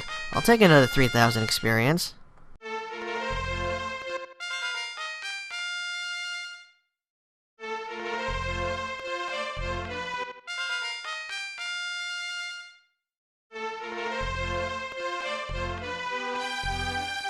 And everybody gets an easy level.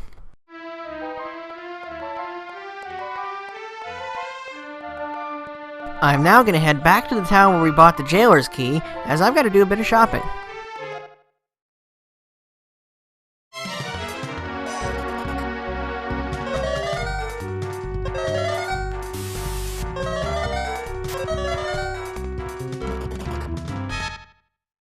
Of course, to get there, we had to go west and south of where we just were at Osterfair, and eventually we're going to run into the World Tree again. From there, of course, it's just a little bit more west and then north, and we're right there.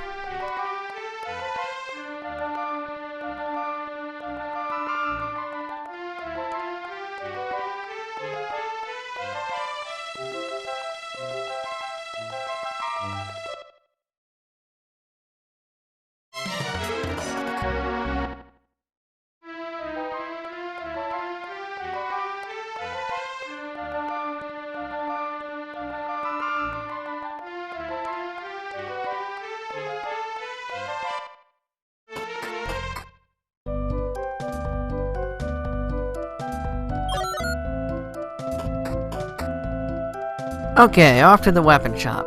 First order of business, selling that marvelous Staff of Thunder. As nice as it is, it's worth 19 grand, and Maria isn't really physically attacking anyway. Yes, the Inferno Spell, the free Inferno Spell helped, but there's other things needed to buy. Like this light sword here. The light sword is a very nice sword. It's pretty much the strongest sword you can buy aside from the Dragon Killer, and it works perfectly on Cain. Speaking of the Dragon Killer, after I sell Cain's Iron Spear here, I'm gonna buy one for Tailz, a nice upgrade from his Steel Sword.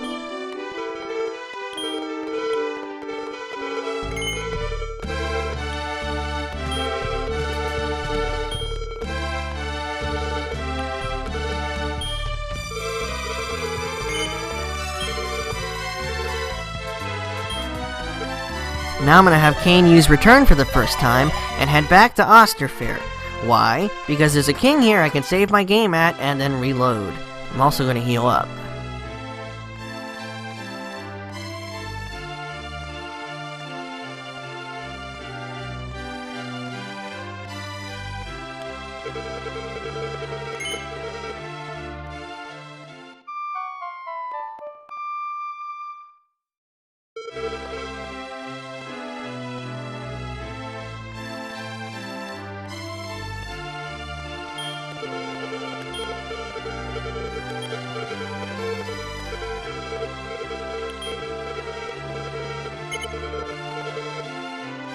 And after he saves the game, would you like to continue? This time I'm saying no.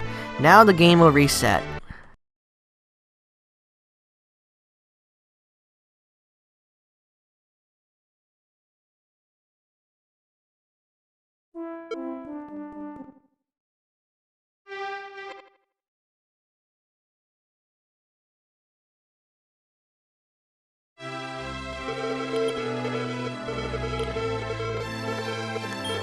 Of course, now the king gives us our experience again, and we can head off. So now, I'm going to return and quickly get outside of this castle, and head all the way back to that town I was at, Tun, where we used the Watergate Key, and pick up my armor.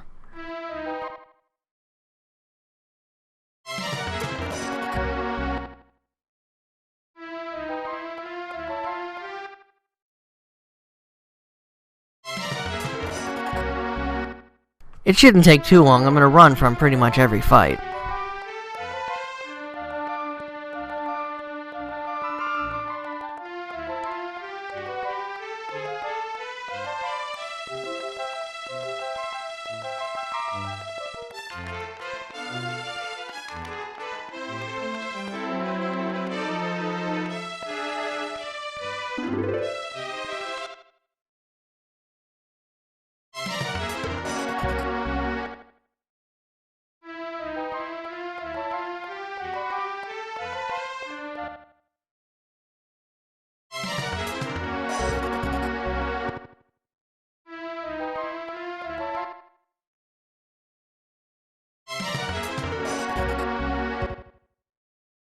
Now here's the good thing. Since I used the Watergate Key last time and flooded everything, I don't have to take that super long route to get there. I can actually go into this river here, and it'll put me right next into town, saving a whole lot of time.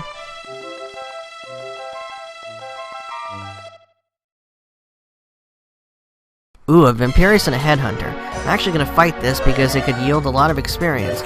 I'm sleeping the Headhunter because he has a very high attack power and does a lot of damage, so I want him to sleep as much as possible. Now I'm just going to wail on him.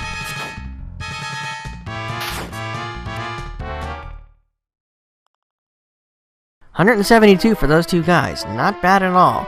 Of course, in the near future, that's going to be nothing, as we'll be getting so much more experience. Ugh. Yeah, running from this fight.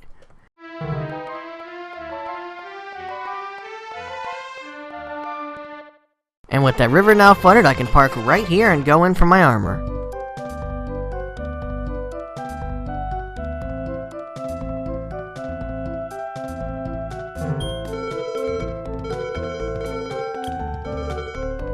I'm gonna go ahead and buy Maria a wizard staff here. It's a decent weapon, and it's something for her. At least this way she's not attacking with her bare hands.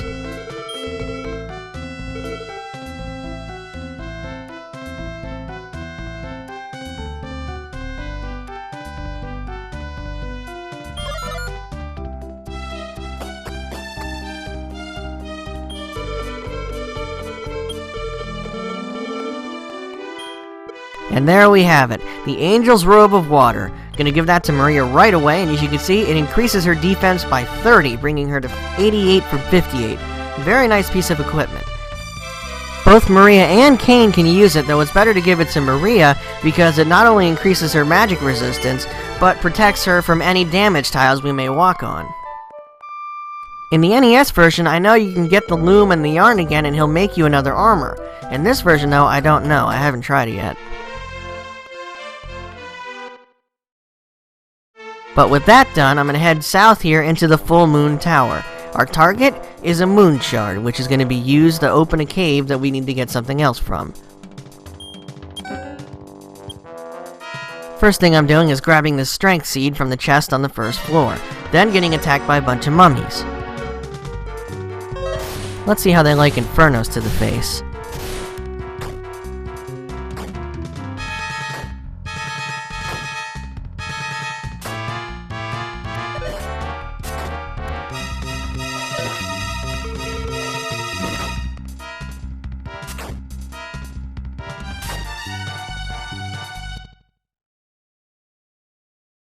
$248, that's pretty nice. Unless it's a fight like that, once again, I'm gonna be running.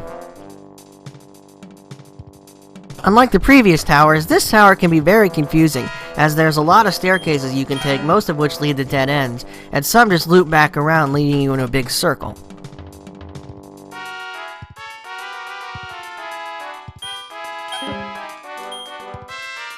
With that magic nut, I'm going to go ahead and use that on Kane, and then use the strength seed I just picked up on Tailz.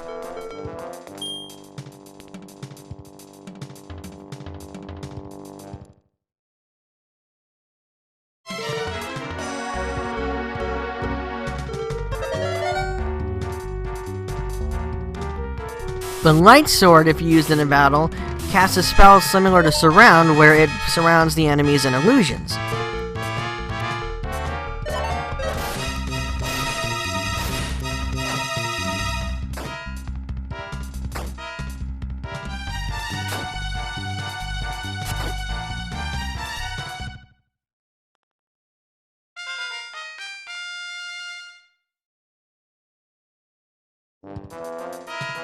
Maria hits level 10, and now she learns defense. That's the spell I talked about during that evil clown fight. Hey, a defense seed! That, of course, raises our defense.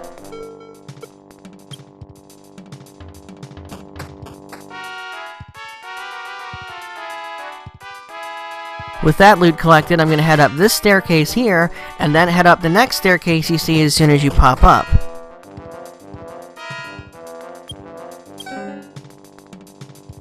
From here, you can go south to open these two chests for some gold and a defense seed.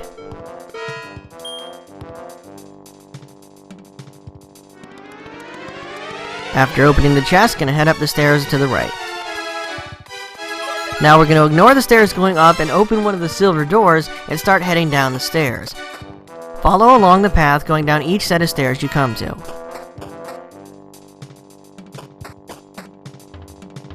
At the very bottom, we finally reach the chest that contains the Moon Fragment. We need that to get into the next area we're going to. Now we just gotta backtrack all the way back out of the castle.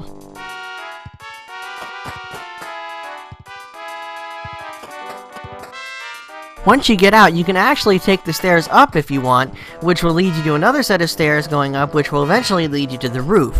On the roof, there's a chest that contains a prayer ring.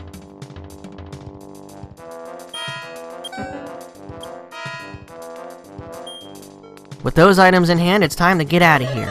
Home, Kane.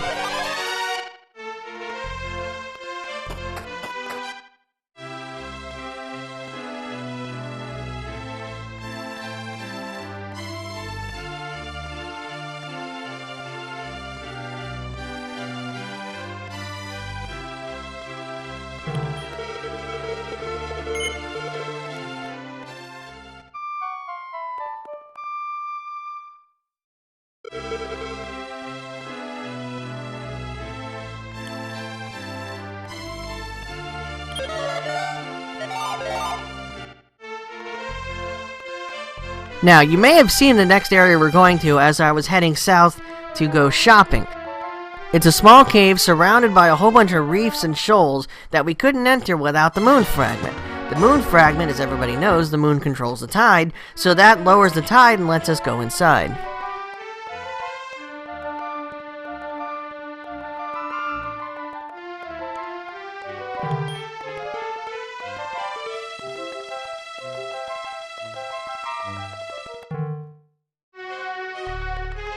Now, as soon as we step inside, we find the whole place is filled with lava. The lava functions just like every other damage tile, except thankfully the lava only deals 1 or 2 damage per hit.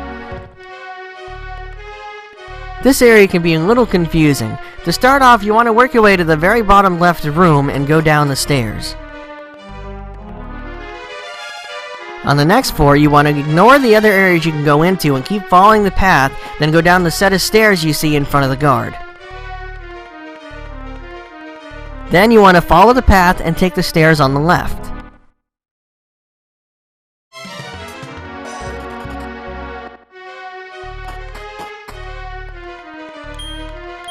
Going this way will net you another prayer ring. I know you don't need all these prayer rings, but they're really nice to have, and they can break at any time, so the more you have, the better. Now head back the way you came up to the second floor, the stairs next to the guard. From there, follow the path to the left until you come to this large path of lava. You're going to have to walk through it to get to the stairs we need to go to. It won't hurt you that much, but it will burn. On this floor, we're faced with a staircase and another door. Open the door and ignore the first chest you come to, as it's trapped. The second chest will give you a strength seed.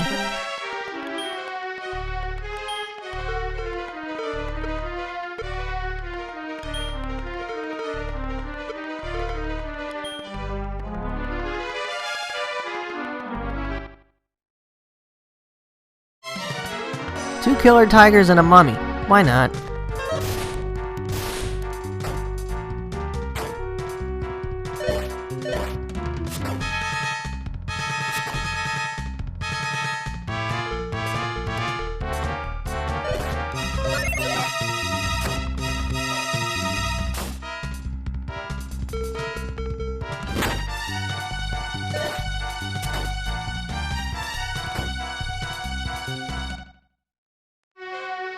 $318 experience, pretty nice.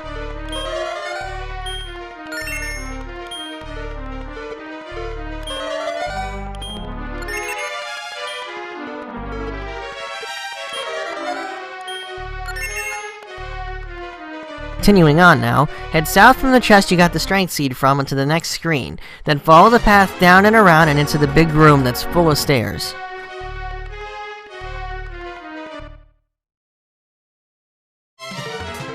3 saber tigers, this should be fun.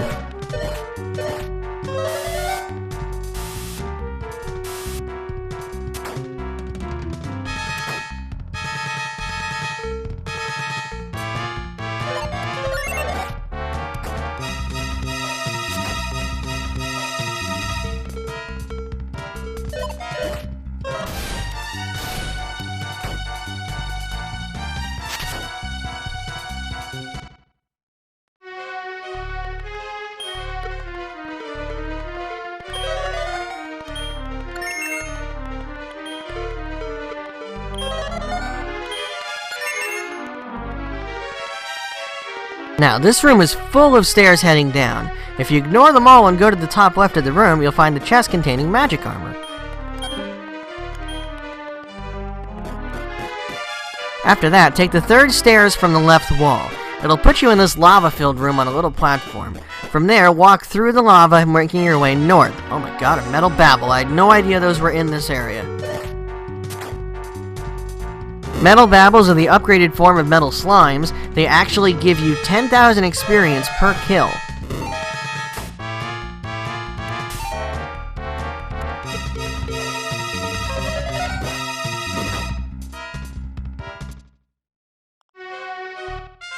Holy smokes, that's gonna be worth a lot of levels.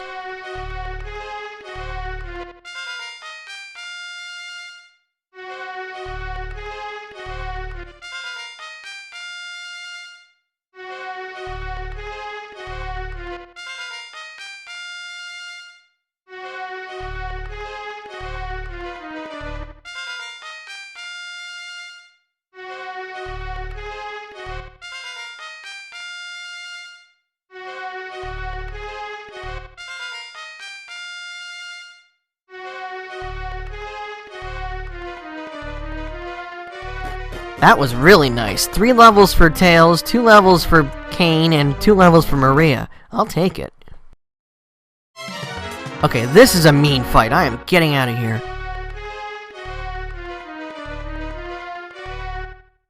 Now, when you come to this area here where you see the evil clown guy, you know you're in the right spot.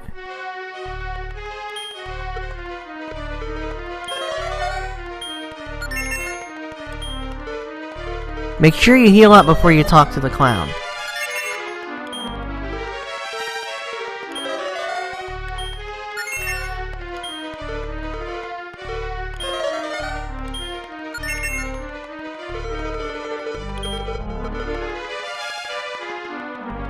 Talking to the evil clown, of course, starts the boss fight, where you fight 2 evil clowns. Now, this is the clown that should have been guarding the Staff of Thunder, but for whatever reason, they went and switched it with the much stronger version.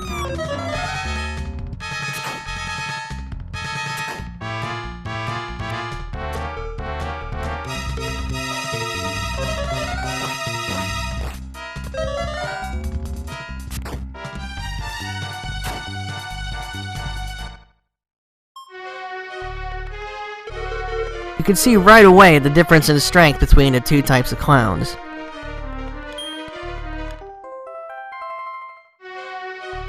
With those idiots out of the way, we can go north and collect the Statue of Evil. Then it's time to get out of here.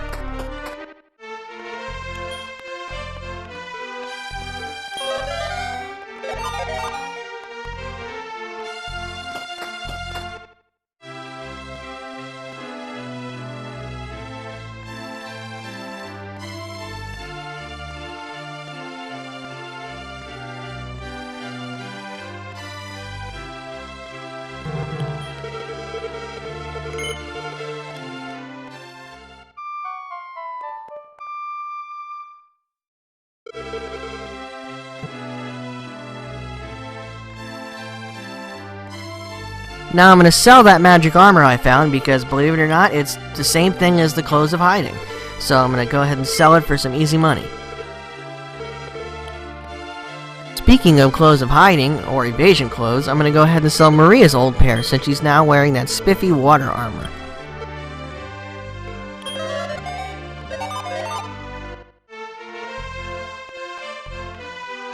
Now, onward to our next spot.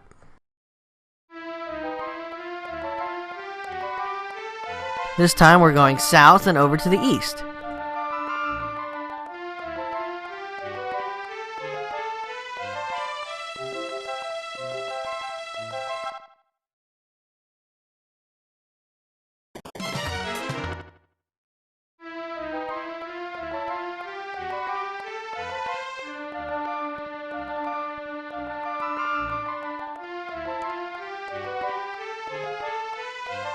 You may have seen that shrine up there as we passed by this area before, but once we reach this landmass, we're going to head south until we can actually land here.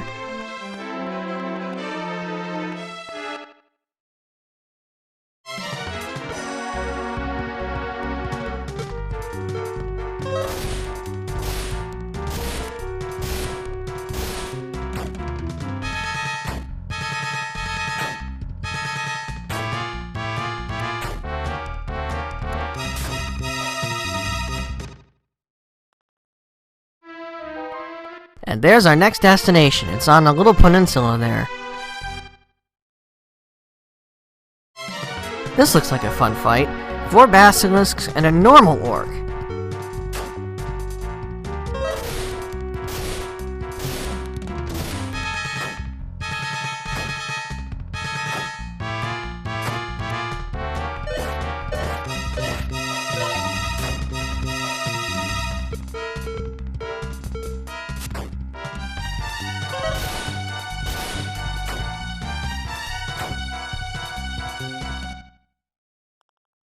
That wasn't too bad, and it was 225 experience.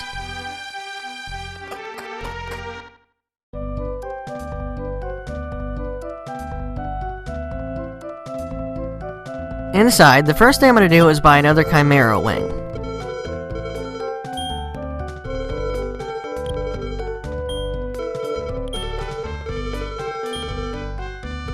Now at this town, There is an inn, but it's advised you don't rest at it if you have Cain alive in your party.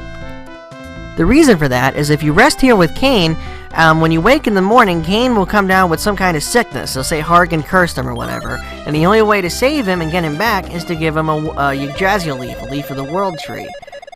So you can do that if you want and give up your leaf of the world tree, but it's better to just rest somewhere else. After going through the Traveler's Gate, there's an agility seed up here in the top right corner. You can avoid the damage tiles by walking along the outside. Of course, you just have to step up the stairs and come back down and get by them. These tiles do about 7 or 8 damage per step, so they're not as terrible as the other tiles.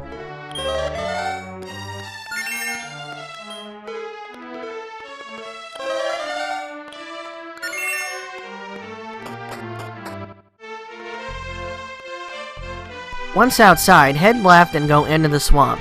There, use the evil statue.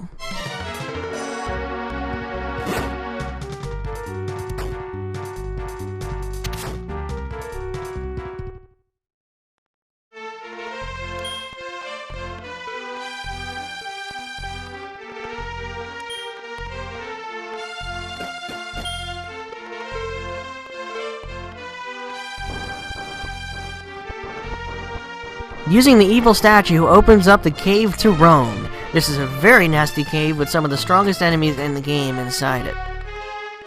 Of course, as strong as the enemies are on the inside, they're even stronger on the outside. The cave is also quite maze-like. In order to get through it, take this staircase here, then at this Lost Woods-ish area, head east and go south down the 3rd passageway. Take the stairs you find there to go to the next floor. On this floor, there are several different ways to go. The first way I'm going to show you is going to lead you to a magic hat. Take the lower left path and follow it to the stairs, which you'll take up.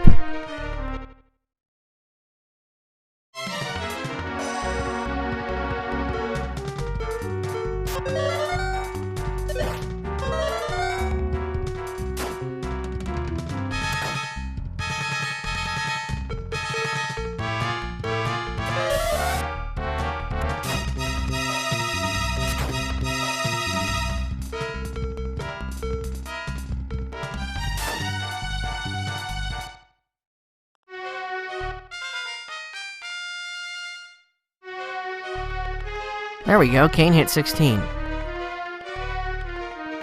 From here, it's straightforward until you get to the chest with the cap.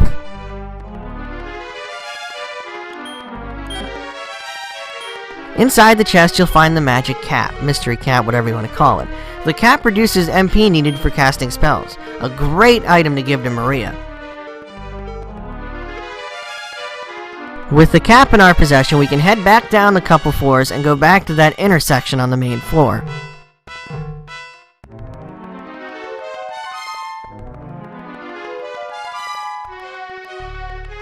Once you get here, head north and follow the path up. Whoa, another metal babble, or metabble. Luck be a lady tonight.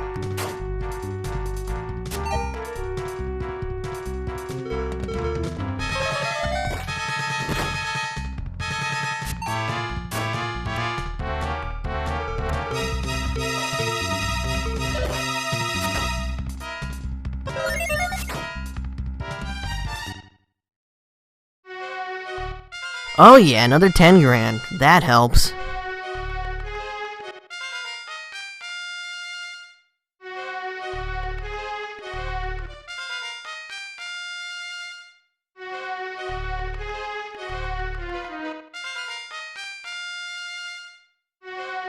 There's Step Guard. No more damage from damage tiles now. Alright.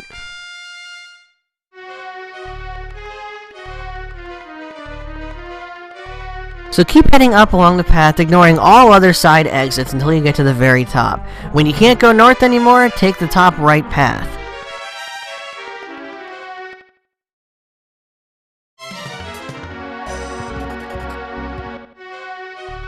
Go up the stairs you find, then head to the next floor. The next set of stairs is straightforward, but after that, we get to a really tricky room. This room is actually full of hidden pitfalls that can drop you to floors below if you're not careful. However, one of those pitfalls can lead to the second strongest sword in the game. To find it, follow the exact footsteps I just took, and then drop down the hole. From there, work your way to the bottom left corner, and drop down the next hole there. Once you drop down that hole, you'll land right next to the lightning sword. The lightning sword is a magnificent sword to give the hero. It's the second strongest sword in the game. As you can see, it increases his attack power by 50. I say second strongest because there's one stronger sword in the game, but it's cursed. And while it has a lot of attack power, the curse makes you freeze up about 1/4 of the time. It's not worth it. With the sword in hand, head to the right to fall down another pitfall, then head back north and fall down the next pitfall there. That'll send you back to the very first floor. Whoa, Dark Eyes. These guys can cast some very nasty spells.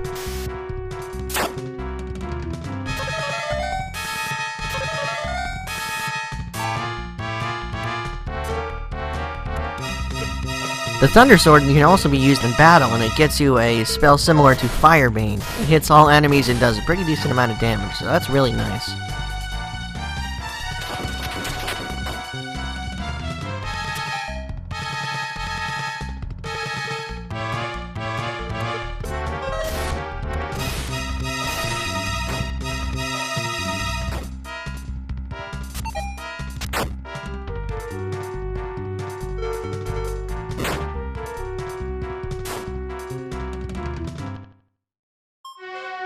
Wow, look at that, 472 experience, and it dropped the Hades Shield. Now the Hades Shield is a pretty nice defensive item, but it's cursed, as the name might imply. Alright, so now working my way back to that floor where I had to drop through the holes in the floor.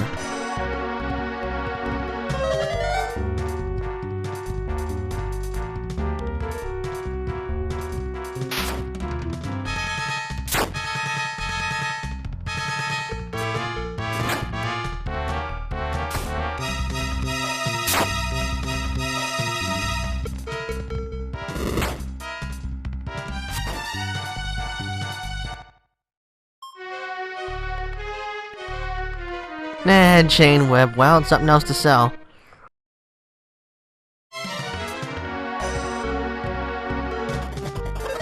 Whoa, hello. Didn't realize this was here.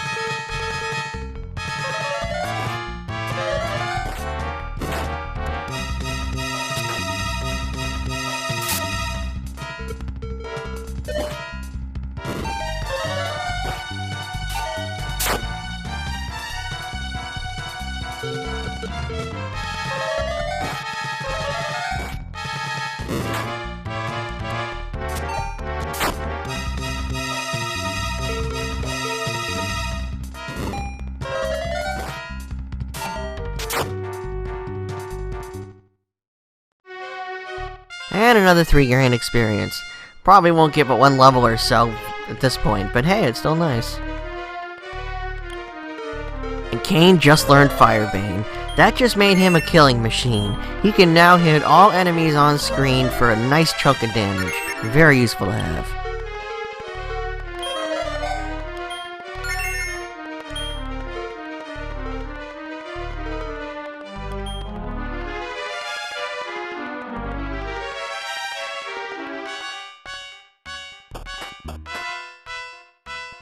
Now back on this floor, if you head south and ignore all the side paths, you'll eventually come to some stairs you can take.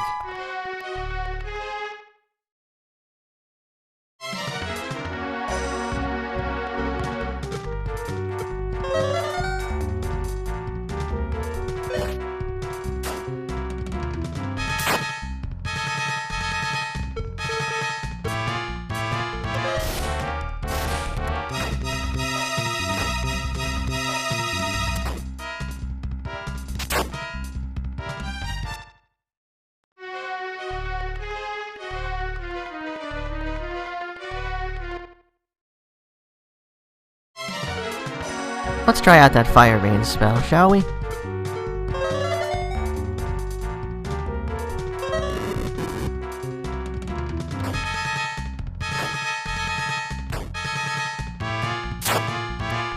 Yeah, that was really nice. Looks really pretty in this version, too.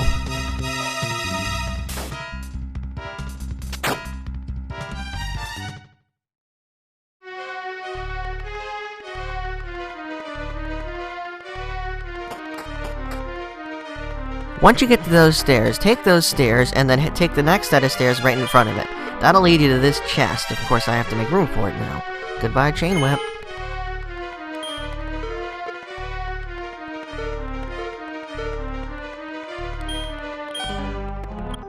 In this chest is the Armor of Roto. That completes our Roto armor set. Well, save for the sword, but that's optional. Plus, the Thunder Sword is stronger than the Sword of Roto anyway, so it works out.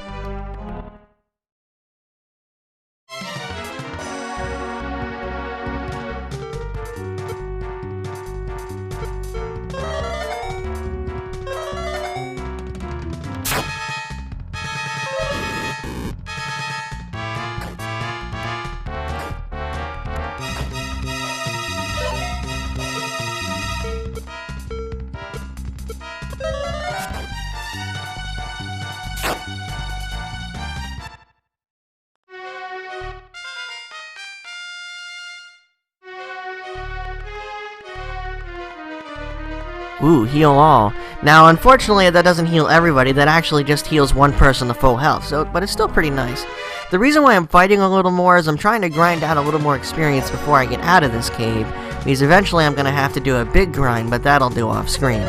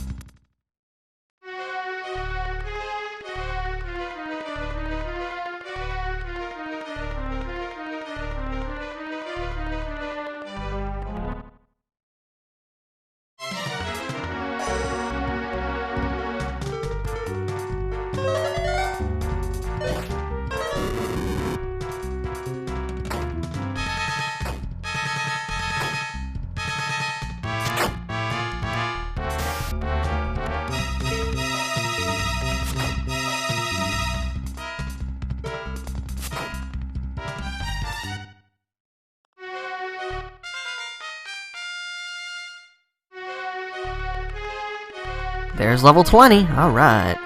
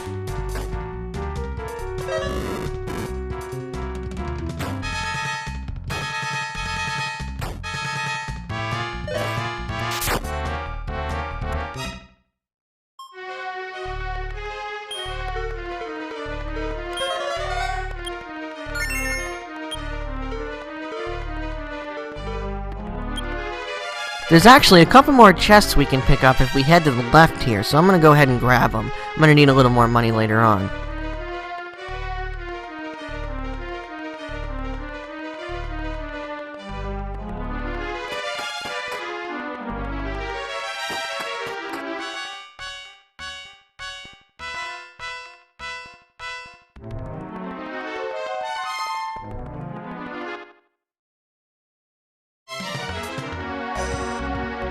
Ooh, a killer machine. Killer machines, as the name suggests, are ruthless.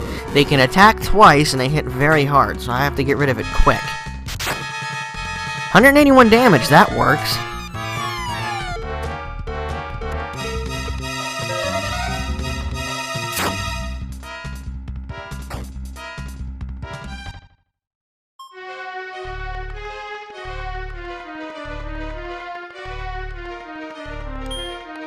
Here we are.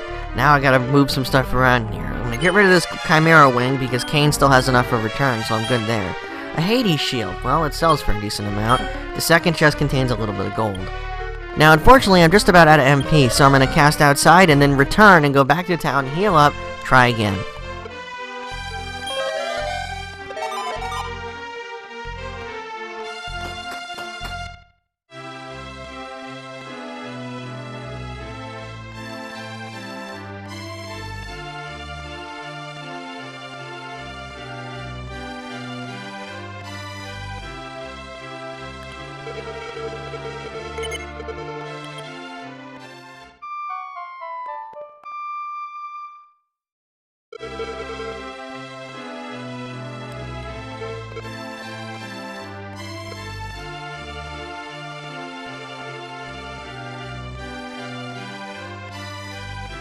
This also gives me a chance to sell everything I picked up. 6 grand for the Dragon Killer, and I think the Hades shield also goes for a little more than 6 grand. Let's see here.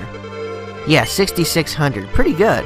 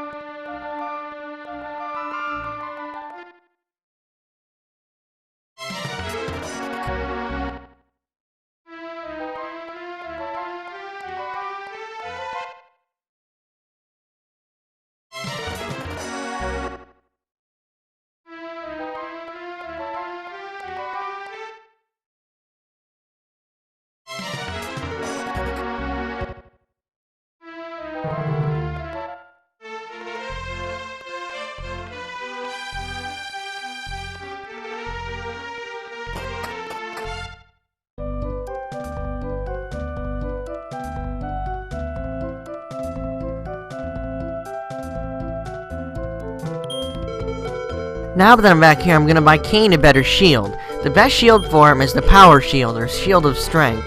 It's got decent defense, and when used as an item, it casts heal more, so it's pretty nice.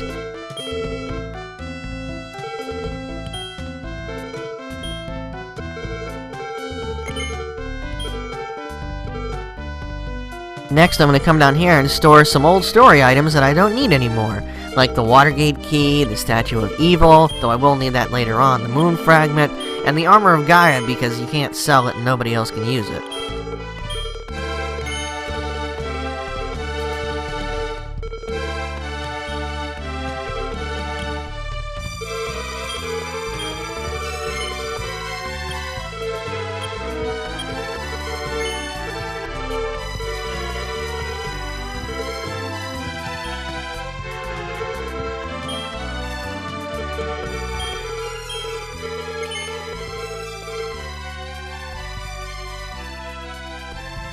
Now I'm all set to head back to that dumb cave.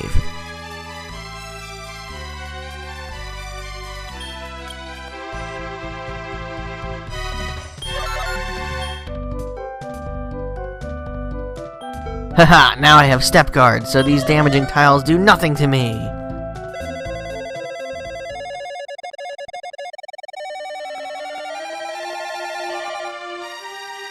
Actually, the only one who could take damage from tiles now anyway is Kane, because the armor of Roto also protects from damaging tiles.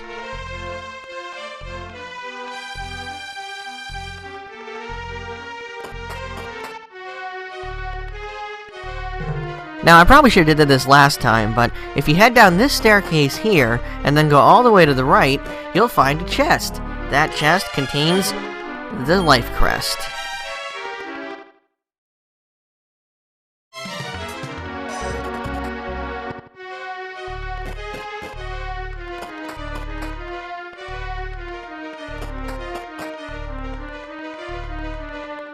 Now to work my way back to that room with the hidden pitfalls. Jeez, I've said that enough times.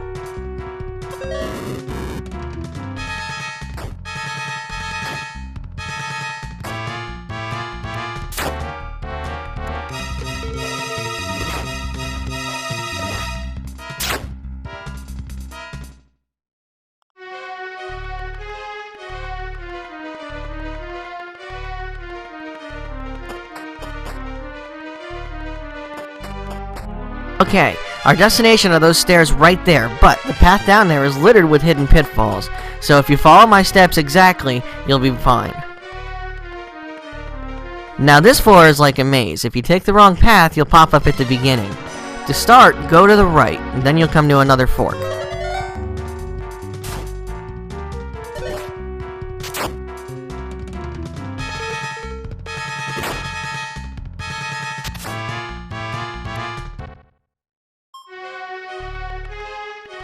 Go left at this fork to go to the next screen.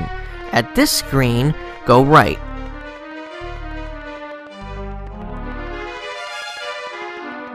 On this screen, take the upper right path, and then take the upper path again on the next screen. This room is straightforward. Then at the next fork, we're going to head to the left. Dragons! Oh, this should be fun.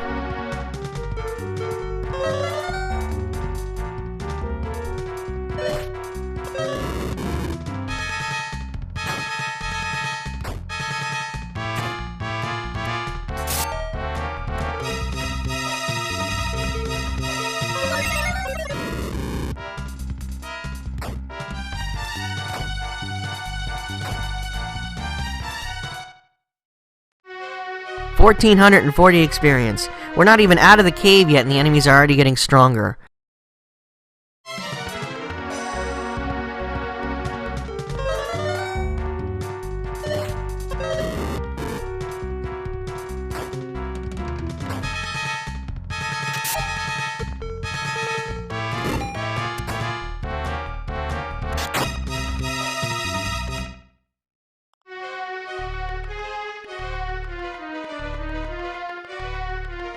Okay, on this floor you actually want to go... Whoa, Metable!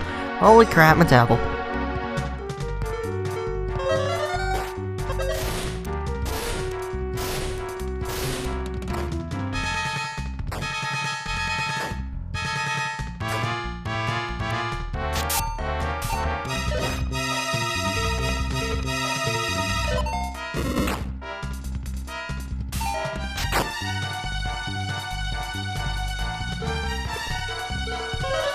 Metal Babble or Metable, I command you, you shall stay. I need your experience.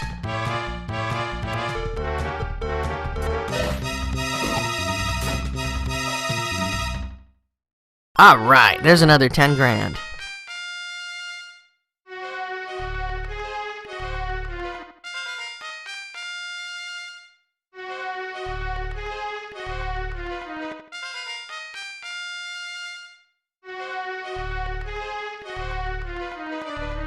Okay, that Metable actually saved me because the way you want to go is up.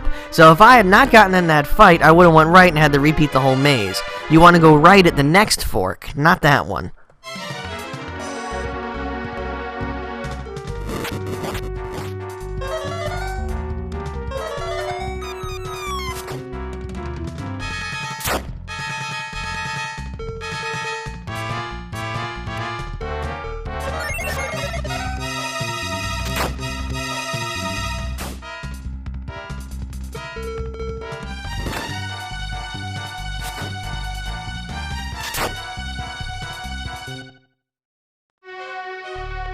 The next area is straightforward. Just follow the path and head to the next screen.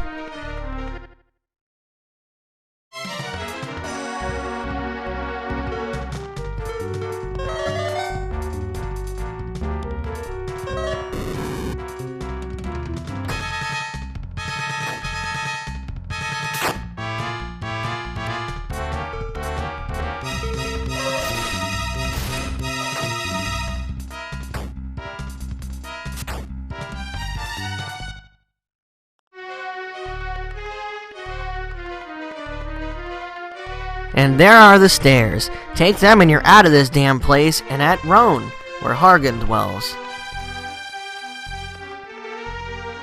Now the enemies here are 10 times stronger than the ones in the cave, so be prepared for a fight if you get into one. I'm gonna rush right up here to the north and try to get to this shrine, as it's the only safe haven in this place.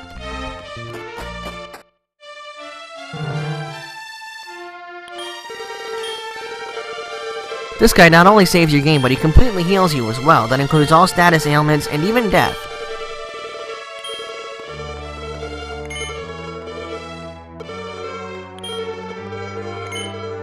Now that I'm saved here, I no longer have to go through that annoying cave. I am going to head through this warp gate and then go back to the mainland, as we have 2 more crests we need to pick up.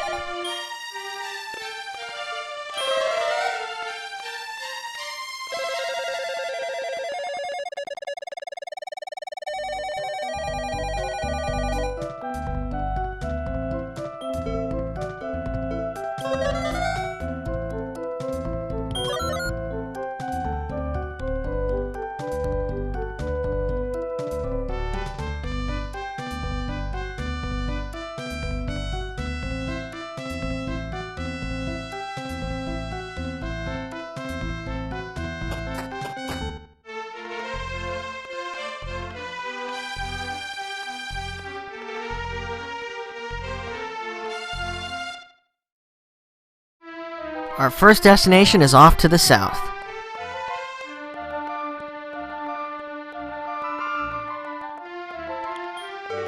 Now I know she learned this spell at level 8, so she's had it for a while, but I'm actually strong enough now to put it to good use. I can actually use Repel and enjoy a pretty monster-free travel.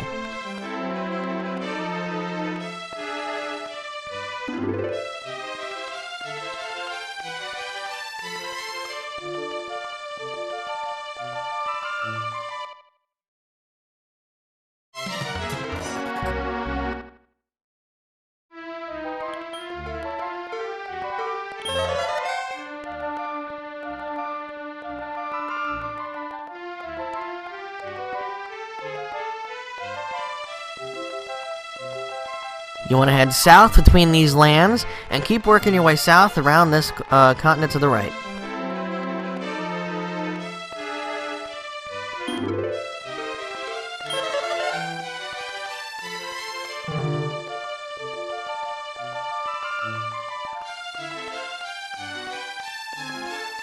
Go south again when you get to that poison swamp, and eventually you reach this little island with a tower on it.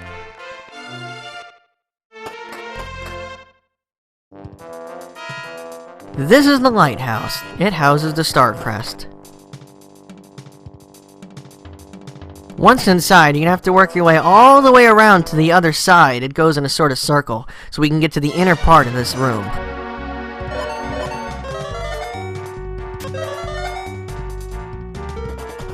The enemies here are gonna provide very little experience, so I'm gonna run from everything.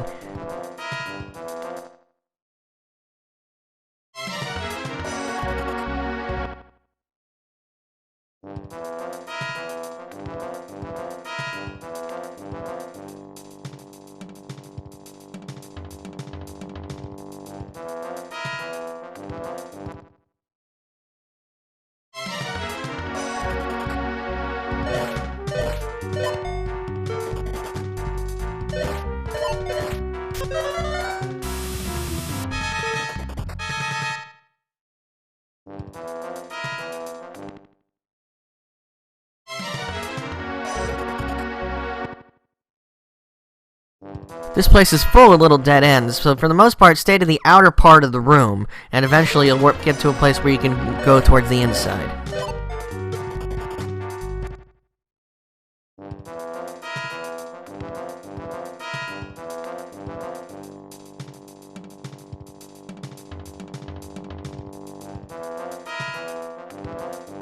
Once inside, work your way around to the right side of the square building in front of you.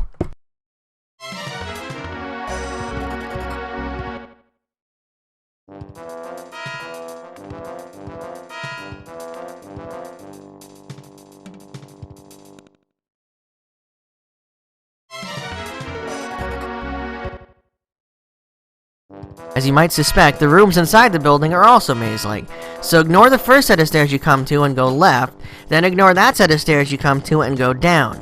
Take the third set of stairs you come to. Then work your way down and around and take that set of stairs. On this floor, take the first set of stairs you come to.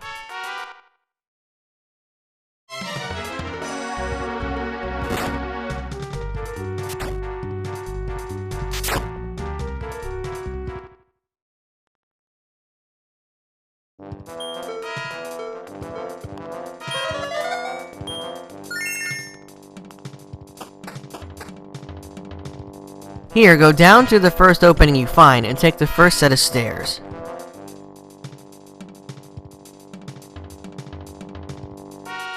Then go out and take the lower right path and go up the stairs you find there.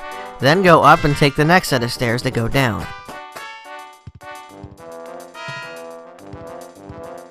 This leads you to a chest that contains a Nut of Life.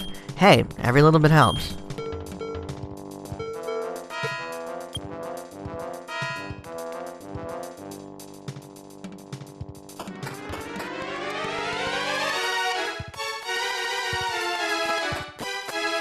Now we're gonna head back down a few floors.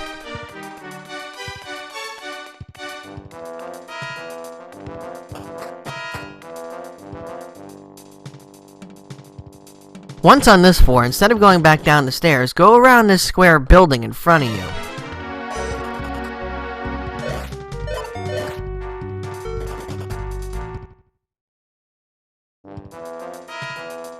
Take the stairs on the left that are around the outer ridge of the little building. 4 dragonflies. 1 fireband should do the trick.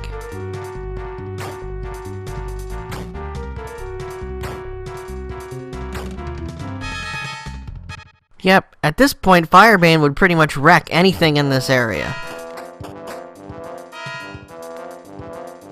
Carefully walk along the outer edge of this floor as you make your way to the next stairs.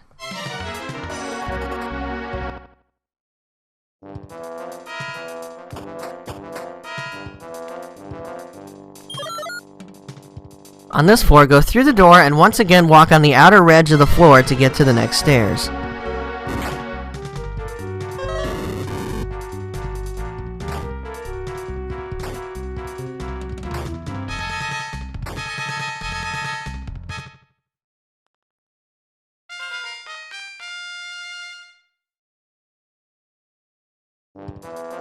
Very nice, Kane learned Increase. That increases our defense.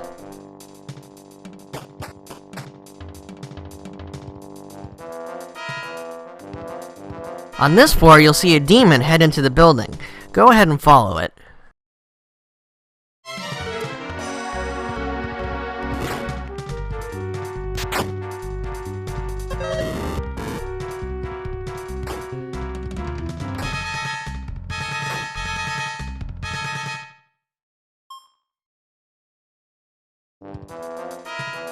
Once inside, you'll find this old man. The old man says we must follow him, so go ahead and follow him.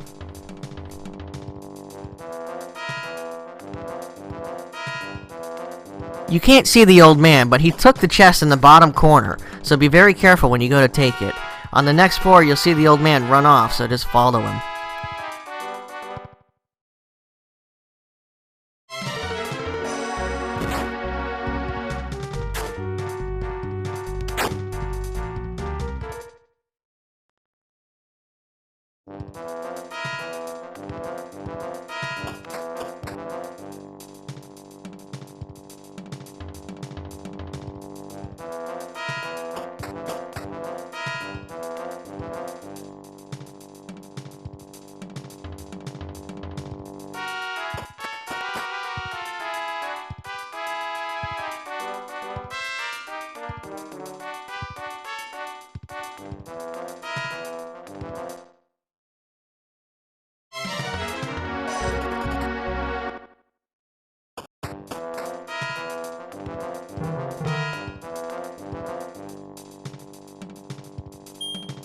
Finally, the old man will lead you to a chest, but it's trapped and the old man turns out to be that demon who calls his friends and then ambushes us.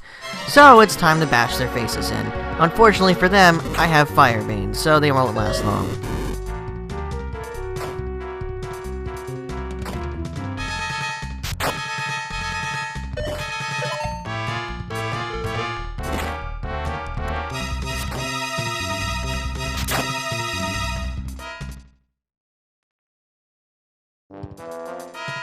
Hey, they dropped a Chimera Wing. That's always nice to have. As to be expected, once we take them out, they drop the Star Crest. That's all we need. Now I cast Outside, and I can't cast Return because that'll take me back to Roan, so I have to travel by foot, or by ship rather, to the next crest. Thankfully with Repel, that won't take long at all. So off to the east we go.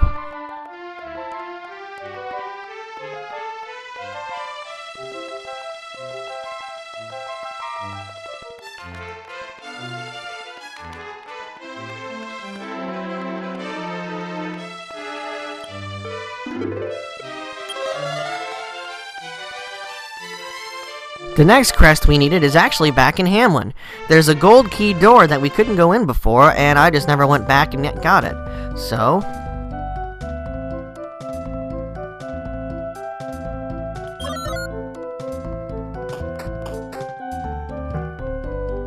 we also need the jailer's key in order to get in.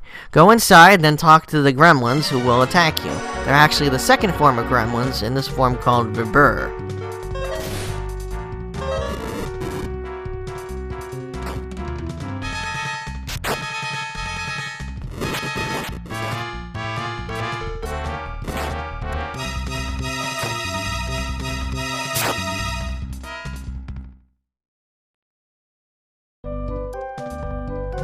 Once they're both dead, search the top right square to find the final crest, the Water Crest.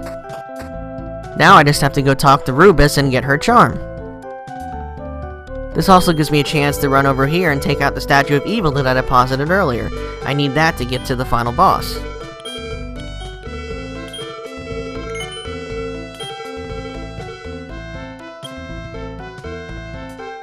Now I'm gonna cast Return and then head back through the Warp Gate and pop out at that town. The reason for that is that town is closer to Rubus than Hamline is.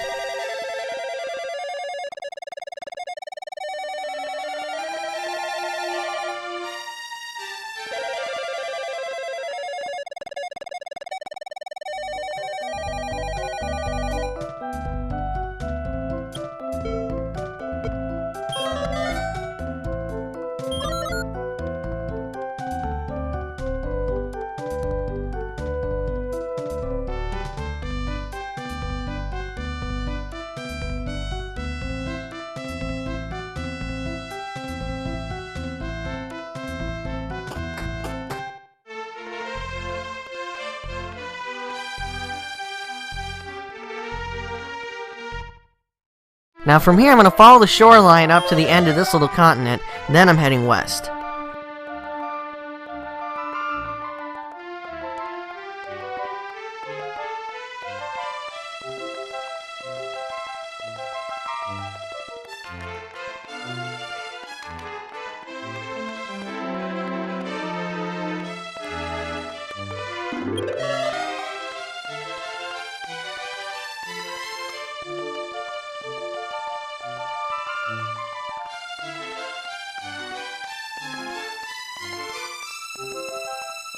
At this area, gonna head around it to the left, just like we've been doing, and then go north, and ever so slightly to the west, and we'll run right into where we need to go.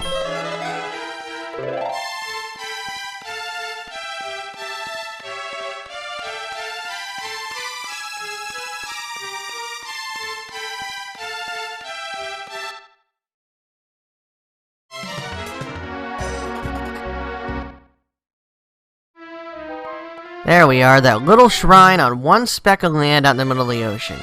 Here we gotta go down about 6 flights of stairs.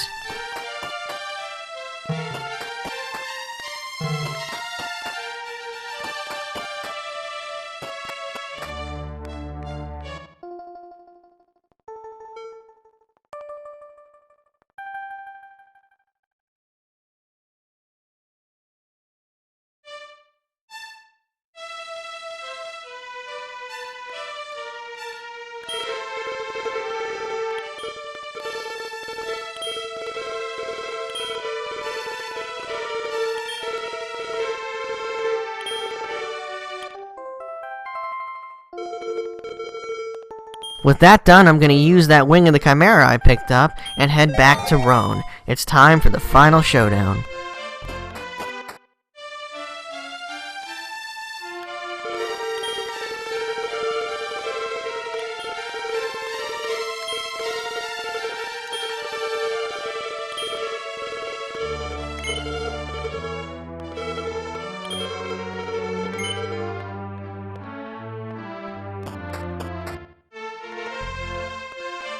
Now those of you who watched my playthrough of this at the marathon know what's coming up. This is what you've been waiting for. Well, let's see how I handle it this time.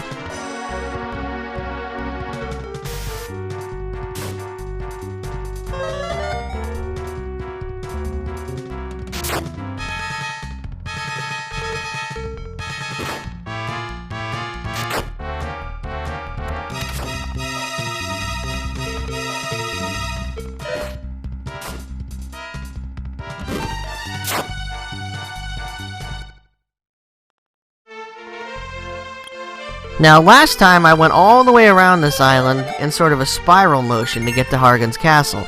This time, I'm going to use a shortcut once again found by the marvelous Caden 7777, who is the Japanese guy who was doing the RTAs that gave me the idea for this entire run.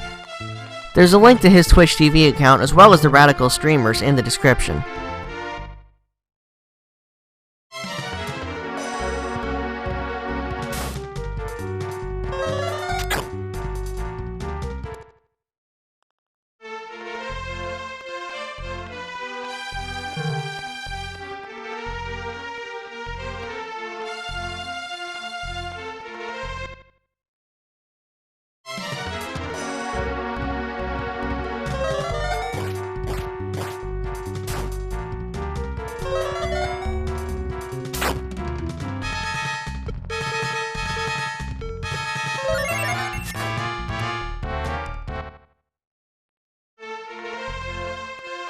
Here we go, entering Hargon's castle.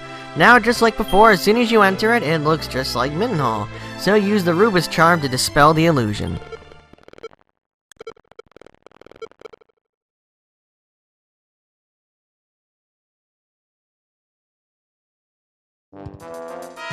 Welcome to Hargon's castle. Walk all the way up past his throne and cast Step Guard. Then walk into the damage tiles and walk up against the wall where you'll find a door. Go through and you'll find even more damage tiles, so keep Step Guard ready. Then go through the next door and once again cast Step Guard again. Now this part's a little tricky. You have to walk to the center of the cross and hold up the statue of evil in order to proceed to the next area.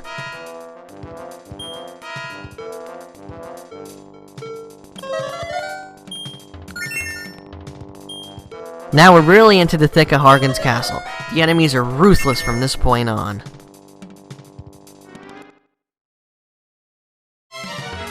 Case in point, 3 dragons.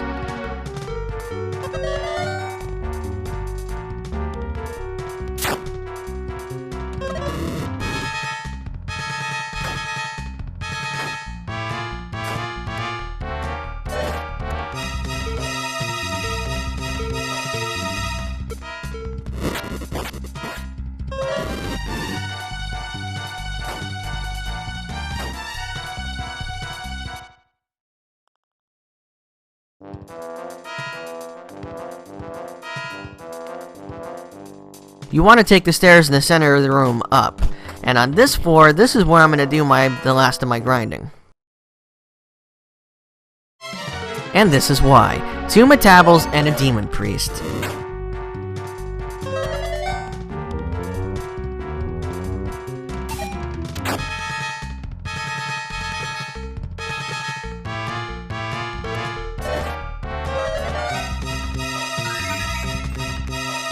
Okay, what just happened there is a 1 in a million chance. It's very, very rare. The Demon Priest can revive their fellow enemies.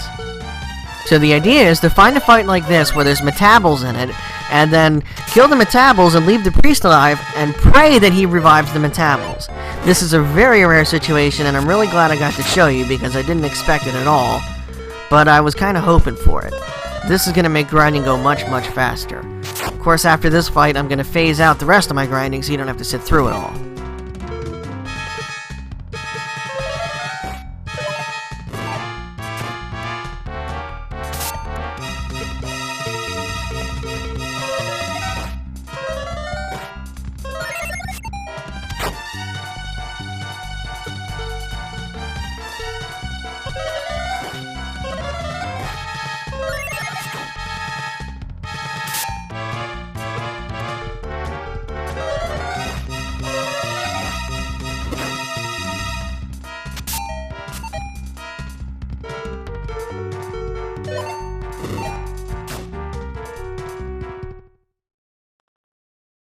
Oh yeah, 31,000 experience. Watch the levels.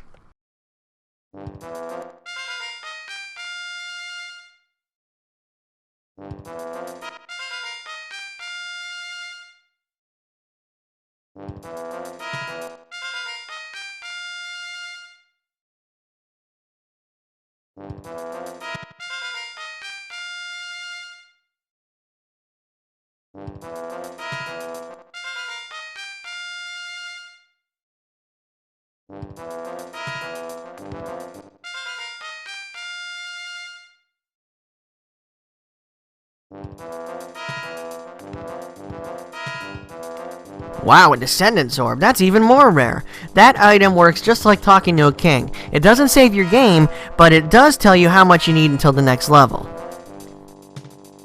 Okay, now I'm gonna start grinding, so see you in a few.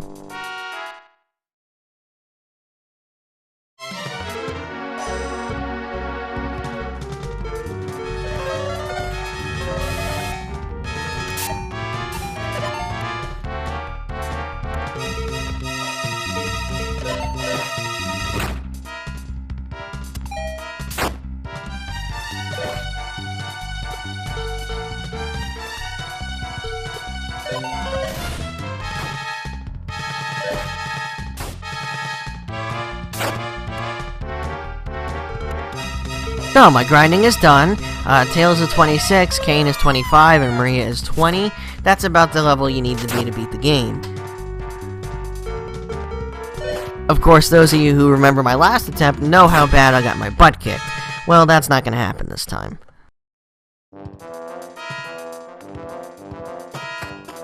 Once you head up these stairs, the normal encounters pretty much disappear. I'm going to go ahead and use all these prayer rings I have to restore my MP and then heal up. I'm not going to head back out of the castle and go back and heal. There's just no need. It's just going to take a lot more time and, well, like I said, there's no need to do it.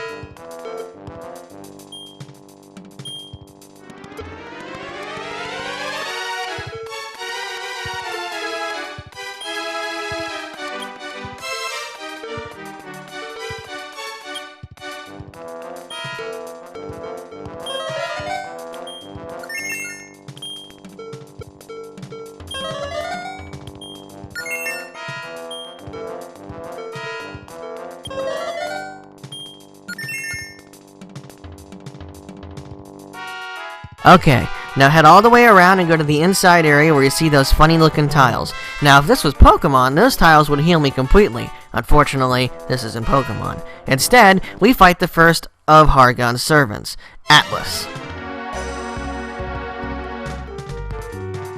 Now Atlas is a beast. He's mainly physical, well he's all physical pretty much, so cast Surround on him a few times to lower his accuracy a lot. The next thing you want to do is cast Increase. You want to get your defense as high as you can, because he hits twice per turn when he swings, and he hits really, really hard.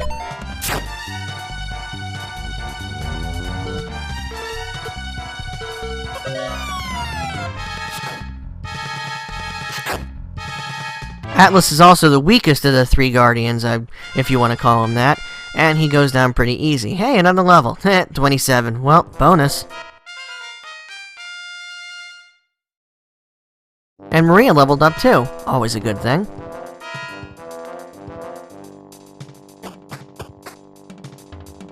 On the next floor, you want to head all the way over to the left and go in the top left little building here. As you step inside, you fight the next gatekeeper, guardian, whatever. Bazoozu. Straight from Futurama.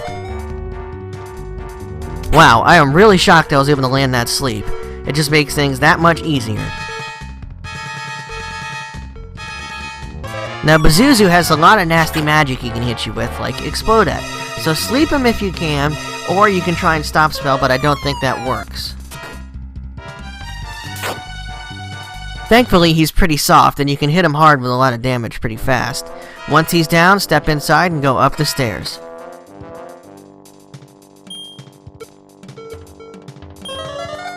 On the next floor, make sure you're healed and then head forward as you're about to face the hardest of the 3 guardians. Here he is. Here he's called Valyre, but in the other version he was called Zarlox. This son of a bitch is what gave me the most trouble during the marathon. I died to him so many times, even Kornchak took a few shots at him and he got killed as well. Ugh, I've been waiting to bash this guy's face in.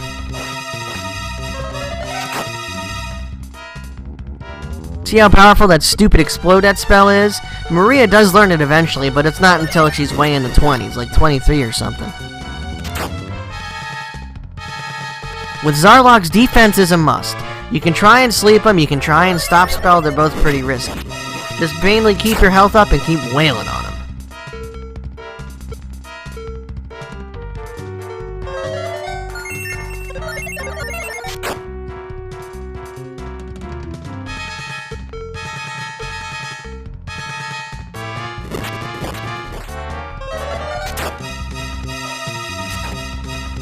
I'm also going to try and surround him a few times to lower his accuracy.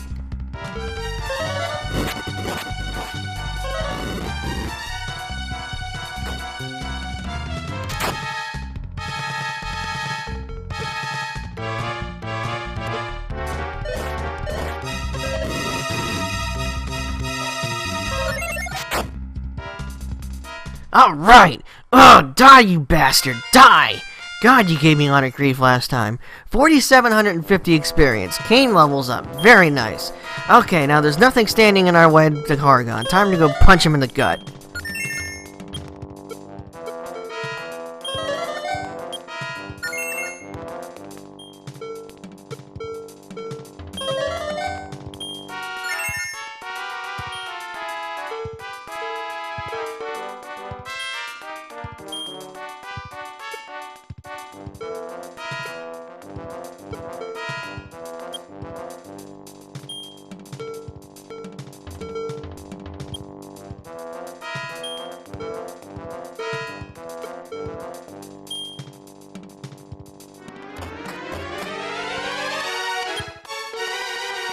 Of course, gotta use Step Guard here, otherwise Kane will take a whole bunch of damage.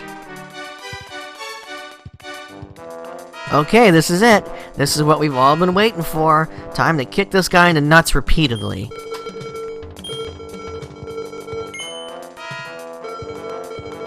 Yes, I know who you are, and I haven't forgotten you. You're a pain in my ass. Though, he didn't give me too much trouble. It's the guy after him that we had all the trouble with.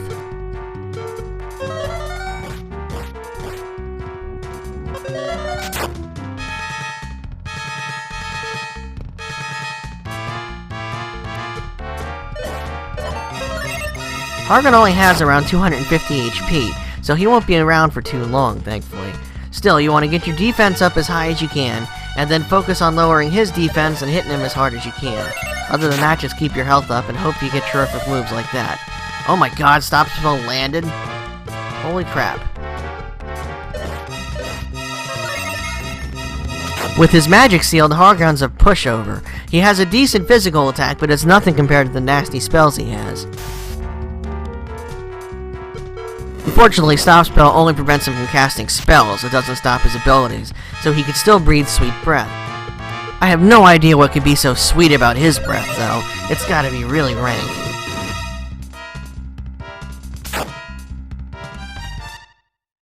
Alright, Mr. Bad Breath is down. We're one step closer. Yes, you've been defeated. Now go away. Leave me alone. No, don't summon that moron. I want this game to be over already. Alright, once Hargon fades away, don't take any steps. Just stand where you are and heal.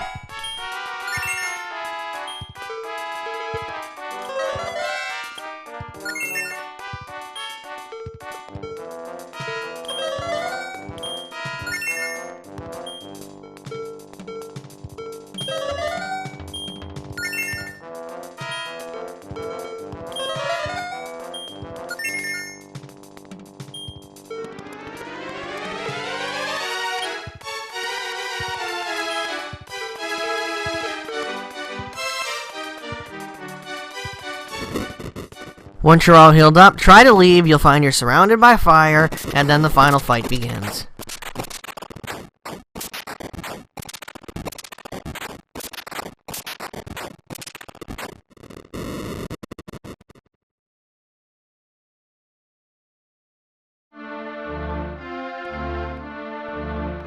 This is it! Here he's called Shidor, in the NES version he's known as Malroth, call him what you will. I call him a jerkface. This guy is the main reason it was just embarrassing. So many attempts at this guy. So many times did we crawl back up here, punching his face in, only to get killed. This time, however, I'm better prepared. I have new strategies, as you guys have been seeing. I've been using Surround, I've been using Sleep, all those other spells that I deemed worthless when I did this the first time.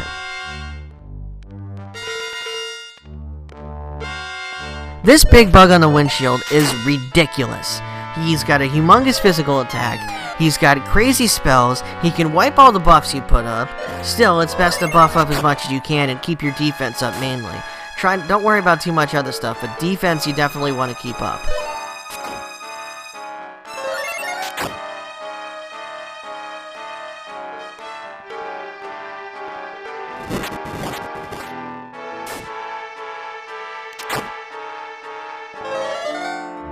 Jeez, this guy hits like a truck.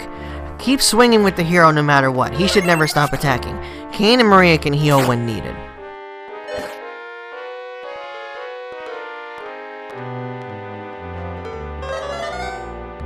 He can also cast Increase. When he does that, you right away want to cast Defense and try and lower his defense again. May not work, but keep trying it anyway.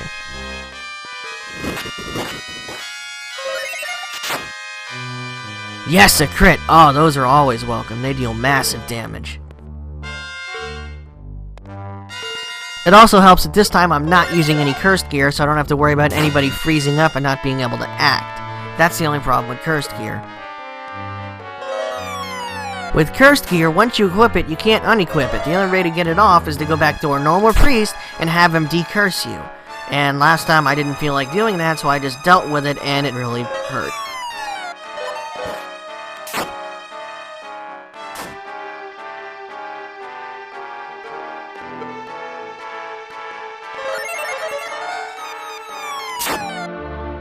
And he's down for the count. That's it. Tailz has exacted his revenge on this damn game. Hargan, Malroth, whatever, they're dead. It's over. It's over. He did it.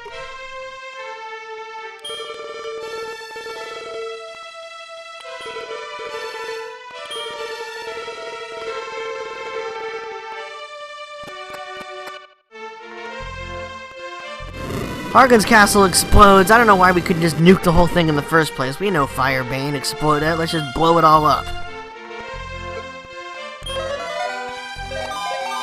Now I have to cast Return, which takes me back here. Doesn't matter, all the monsters are gone. Once you destroy Hargan, every monster in the world is gone. I just gotta trek all the way back to the first castle.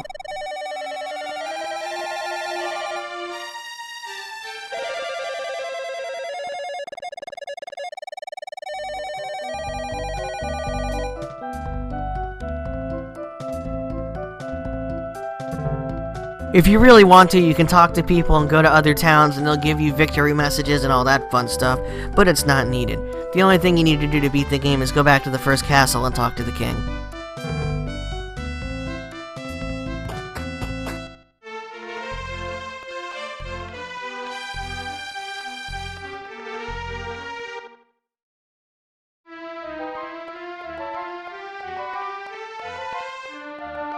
Gotta head west and north now, don't have to worry about casting Repel because there's no monsters.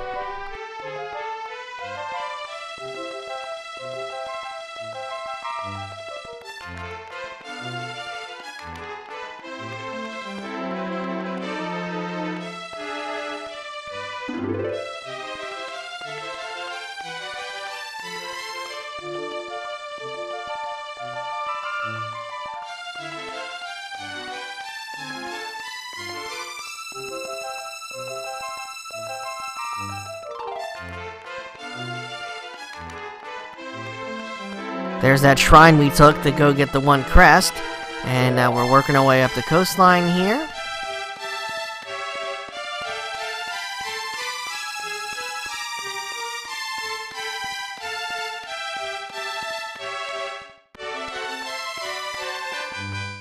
There it is, home sweet home. Once inside, you'll find that everybody's gone. They're all waiting for you in the throne room, so don't keep them waiting. Now, if you want to, you can walk around the outside and talk to everybody, but to beat the game, just step forward in the center and talk to the king.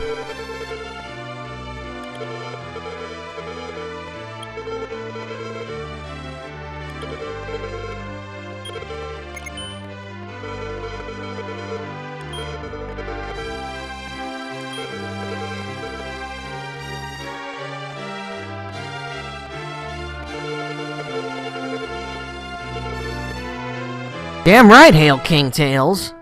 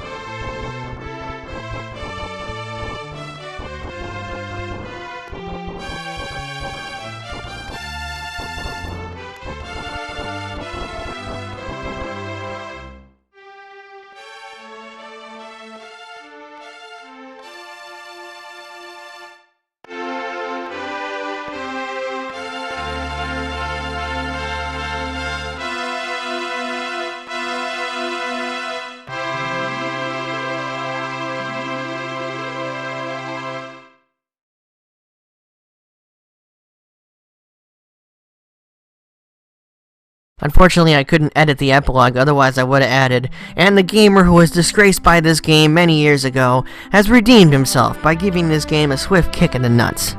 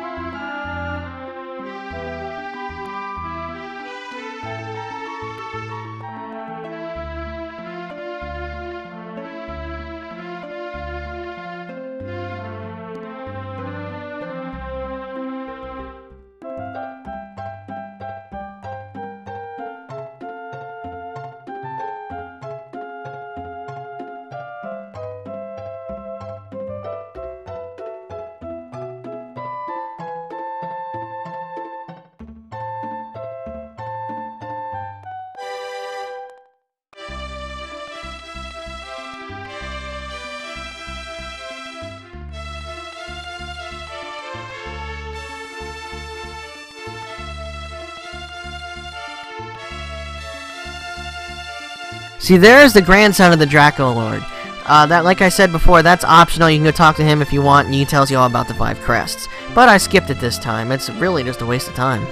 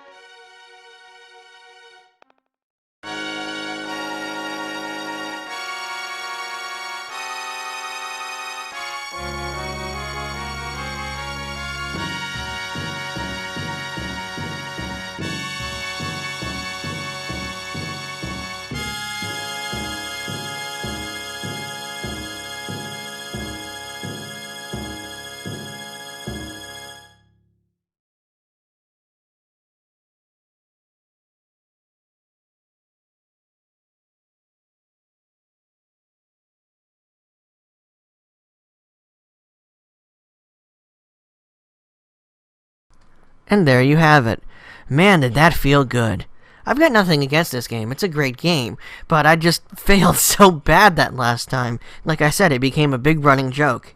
Well, no more. I have redeemed myself. The nightmares are over. Don't have to worry about this stupid game anymore. Now I can focus on December and a bunch of wonderful games coming up. I know I said this should have been up like Thursday or Friday, but I had to redo a bit of the commentary. That's why it took a little longer. Sorry about that. Now, the time of this video is about 3 hours and 5 minutes. Now, I cut out about 30 to 45 minutes of item manipulation on the lotto tickets, and then another half hour, 45 minutes of grinding, so the actual time of the run, if I look at my emulator, is about 4 hours and 50 minutes or so. Still, that's damn good compared to the 12 hours it took me the last time to do this. This is how it should have happened at the marathon. Now you can see just how poorly planned I was and ill-prepared for the monstrous task in front of me. But it doesn't matter. I've redeemed myself. If you want to play Dragon Warrior 2, play the Game Boy Color version. It is 10 times easier than this. But that's going to bring to a close another brilliant two-tailed playthrough. I hope you all enjoyed it. This is probably my toughest one yet. Stay tuned next week for the start of the wonderful games of December. Until next time, see you, Space Cowboy.